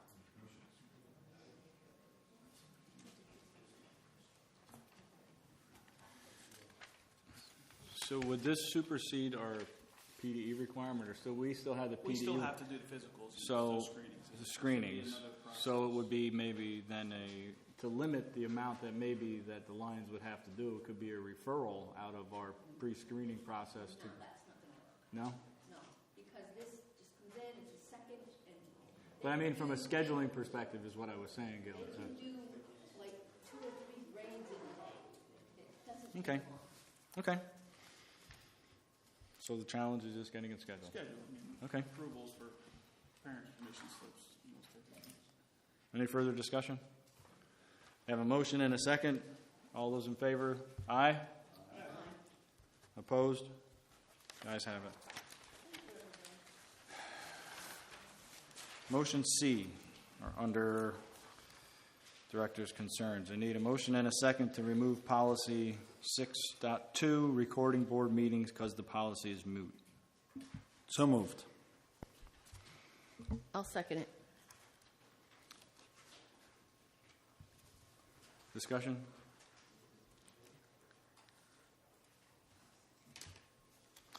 Do we need a roll call, or do we need a, let's do a roll call vote.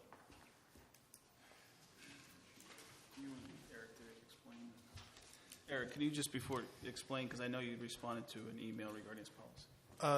The previous policy had us redacting portions of public meetings as a result to avoid liabilities. We can't do that. And honestly, since I think the Times News, Channel 13, Mr. Bradley, and a bunch of other people just live stream it anyway, there's no purpose of us redacting anything that happens at a meeting. Okay. So we don't need a roll call. Any further discussion? All those in favor signify. No, it's not a new. It's on the agenda. Thank you, though. Appreciate that. It is. So I have a motion and a second. All those in favor signify by saying aye. Aye. Opposed? Motion passes. Number 4.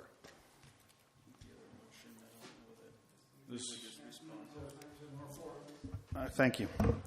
Student rights. So basically what happened at the policy committee, and again, I sent an email, but it was not responded to.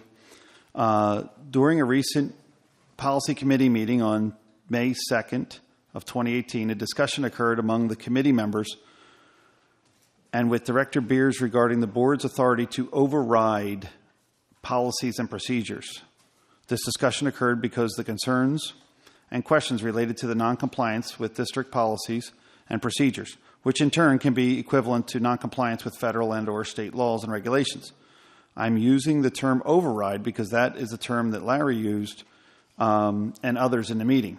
I reviewed my recordings of that meeting to make a genuine effort to understand the thoughts of Director Spinelli, Stern, and Beers, as well as the thoughts presented by others in attendance. Before presenting any additional questions and concerns to the full board, administration, and the public, I seek clarification of the following questions. Since this is a public meeting where we are using verbal communications to interact with each other, I'm requesting that clarification. Does anyone else have any questions or concerns about what I'm addressing? We're talking about the word override and a policy. Okay. Since the deliberation of the board and not yet official action, it is my understanding that the board can deliberate without providing an opportunity for public comment. This is via this email that I wrote. Mr. Schwab, is that correct that, and I'll ask Mr. Filer, is it correct that we can actually discuss this about our district policies related to board governance of an open meeting? Can we discuss that on this email?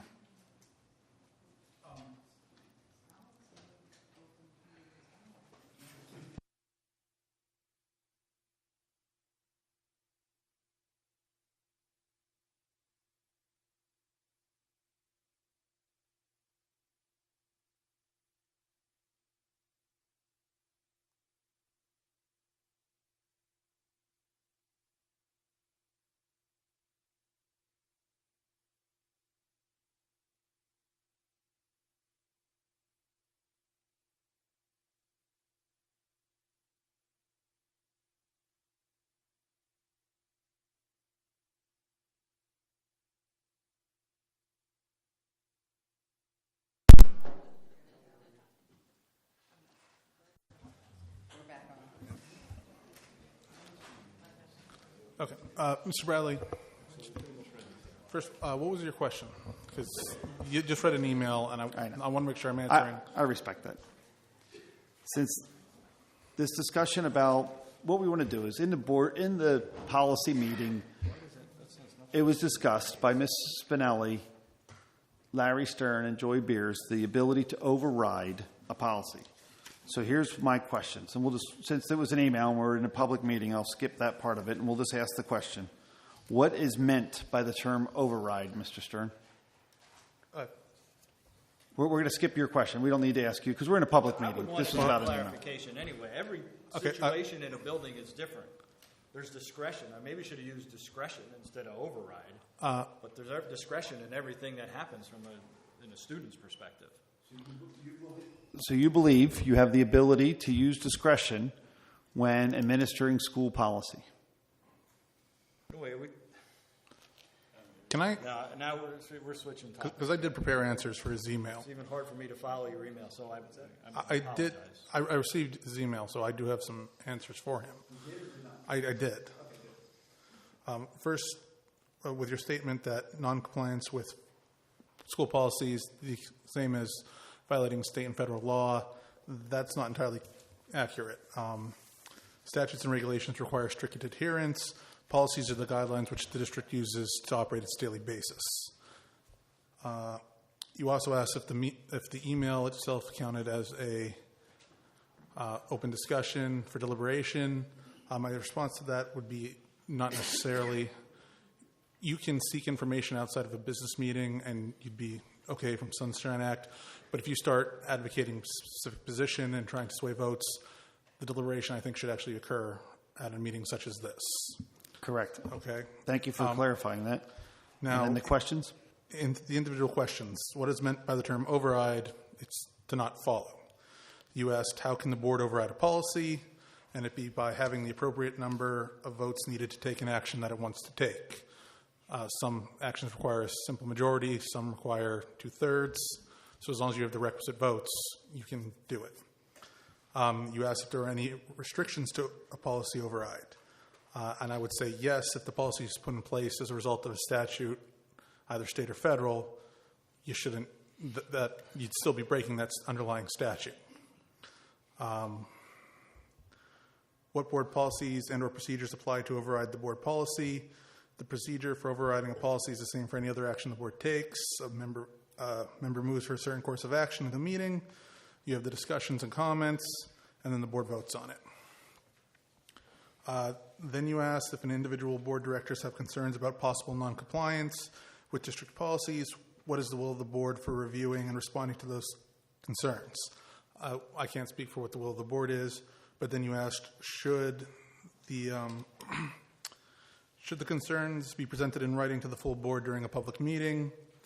I would say not necessarily. If your concerns involve a student or employee such that it could lead to discipline, you might be violating their due process rights or collective bargaining agreements. That would be something better for executive session. What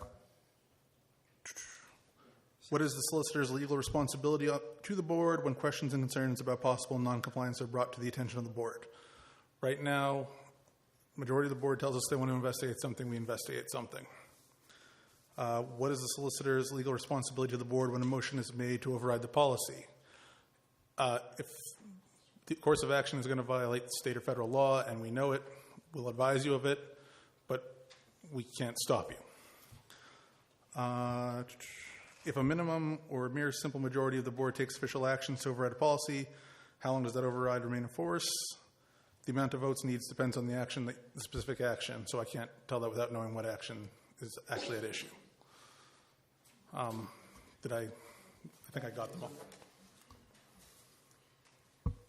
So number 8 was if a minimum or a mere simple majority of the board takes action to override a policy, how long does that override remain in force?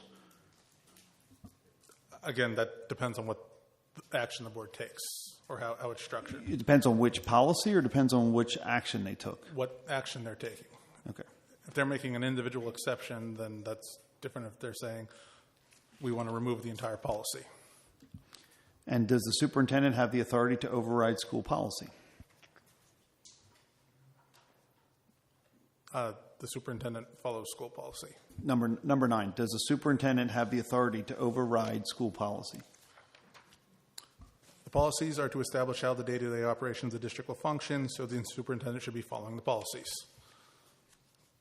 That would be my answer. So the answer is no. He does not have the authority to override school policy. No. Only the board does. The majority of the board. And majority of the board, and only for a period of time equal to? Again, that depends on whatever the action is. Okay. And what actions would clarify that? Do you have any deeper knowledge on that side of that policy? Well, for instance, 2 minutes ago, you voted to remove the policy completely, so I would say that just goes on forever. Because it got removed Right. by a majority of the board. Yes.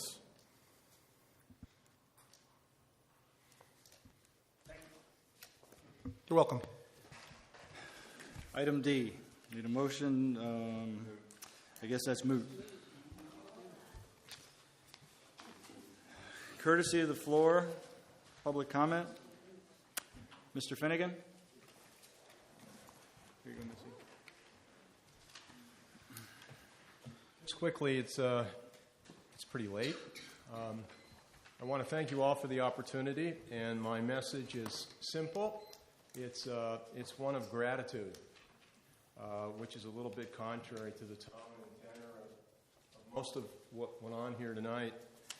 But I've had the opportunity to be somewhat connected, sometimes more directly connected than others, the last 6 or 8 years. And I think back to when I first discovered that we had a 13 million plus fund balance.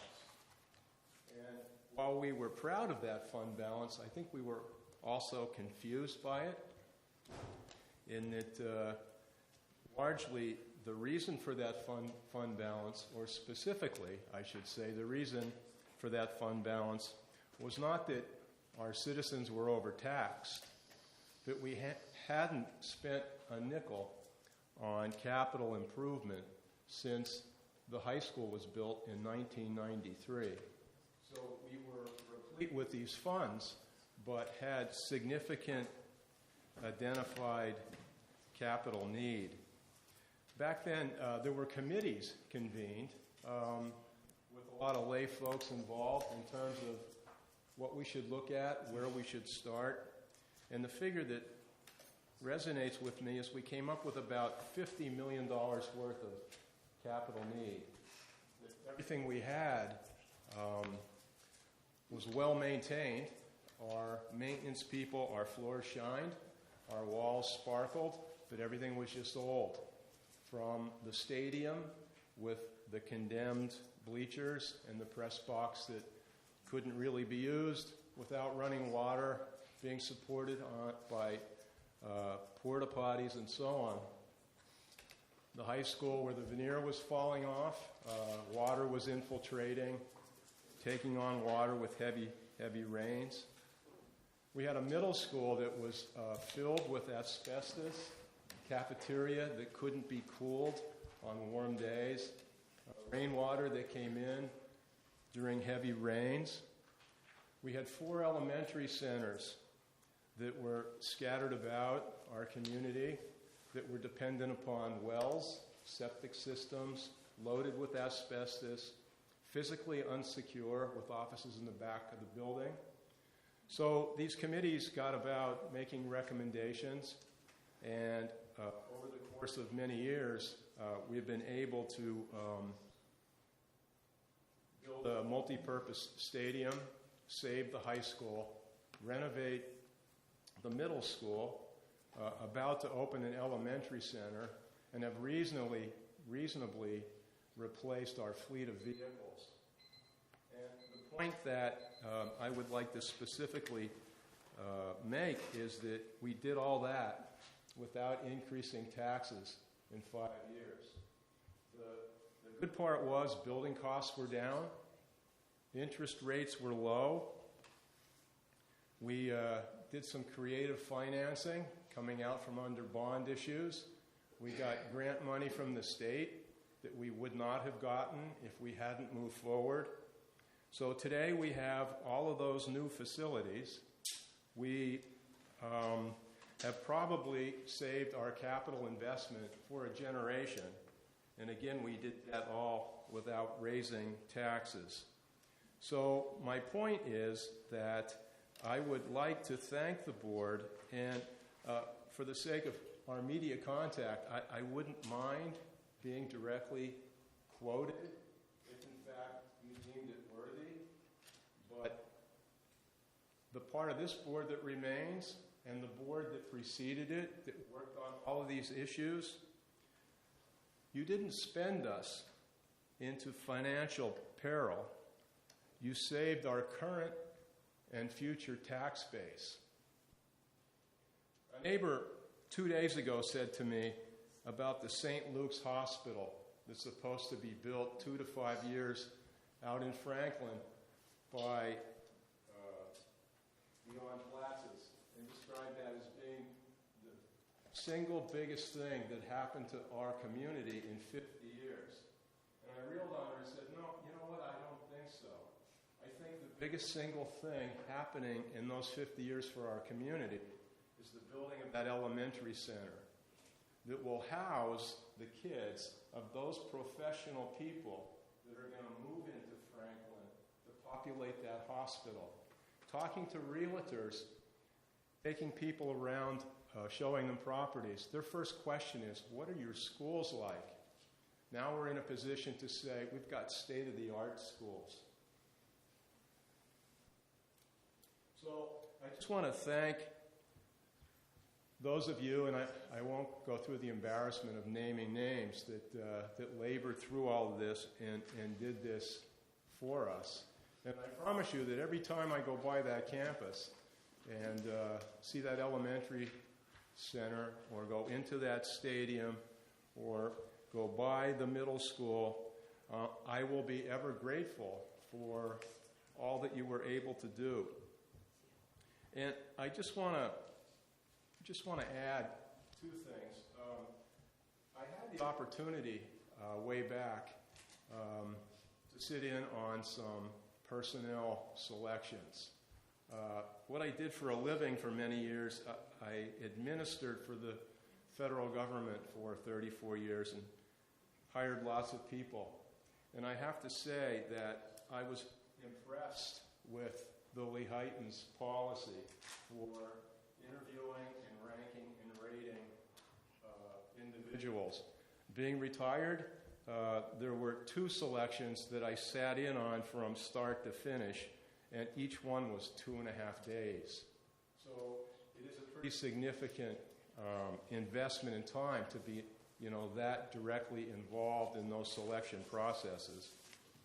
And the other thing that I want to close with is that, our core function is educating children.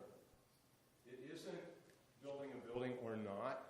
It isn't raising taxes or not. Our core function is educating kids.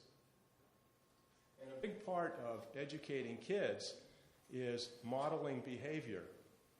And I'm asking you, these meetings have become laborious. They go 3.5 hours. I know here tonight, Franklin is present, some past board members or people like me that have a special interest in educating kids are here, but largely there's no public here. And they're not going to be unless we find a way to accelerate these meetings. A lot of your issues need to be done in committee. They need to be done in executive session.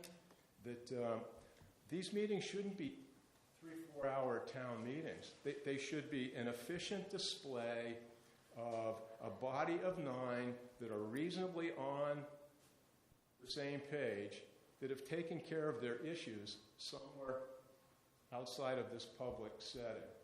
So that's my encouragement to you. I try to get to these meetings. I'll tell you what, they're hard. A teacher that I met 2 days ago, I shared that I was coming here tonight, and she said, for entertainment purposes, and I didn't find it funny. I reeled and said, no, I find them pathetic. But I'm going to keep coming, and I'm going to advocate one person at a time in our community until we get some positive change. So thanks for listening to me, and good night. Thank you, Joe.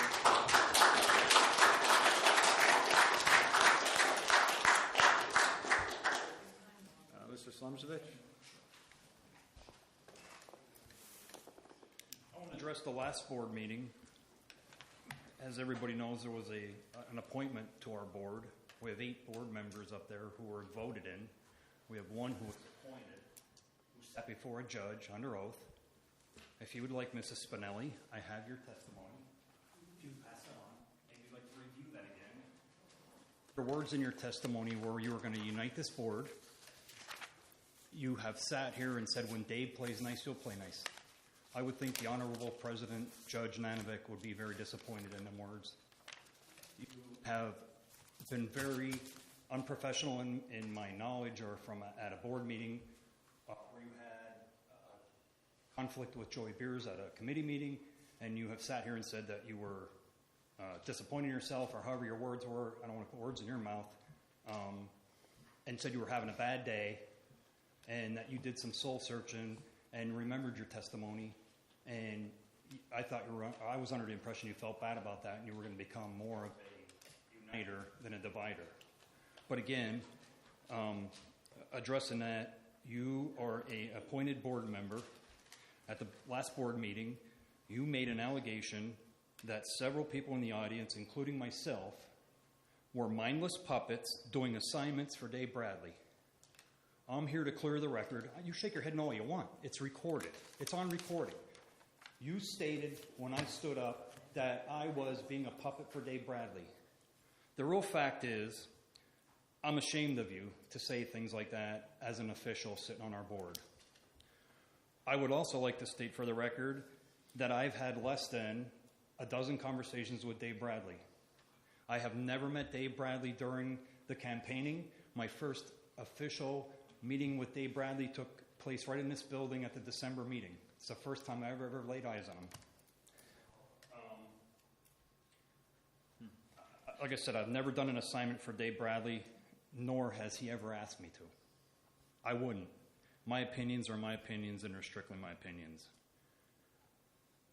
If it's just a free, like you said that night, Dave's made allegations, so you can too, then I guess we all can. And it's a sad state of affairs that we could stand in a meeting here and just throw allegations out. But the real allegations are, there's your testimony, reread back through it. I believe there's lots of mistakes in it, intentional or not intentional. Perjury is a felony, and I would like to thank you for your time. Thank you.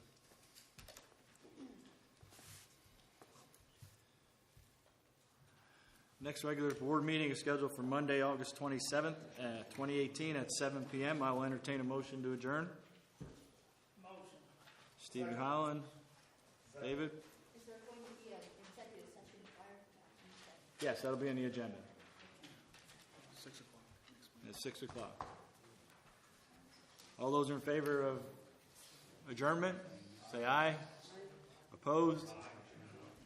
Time 10:21. I was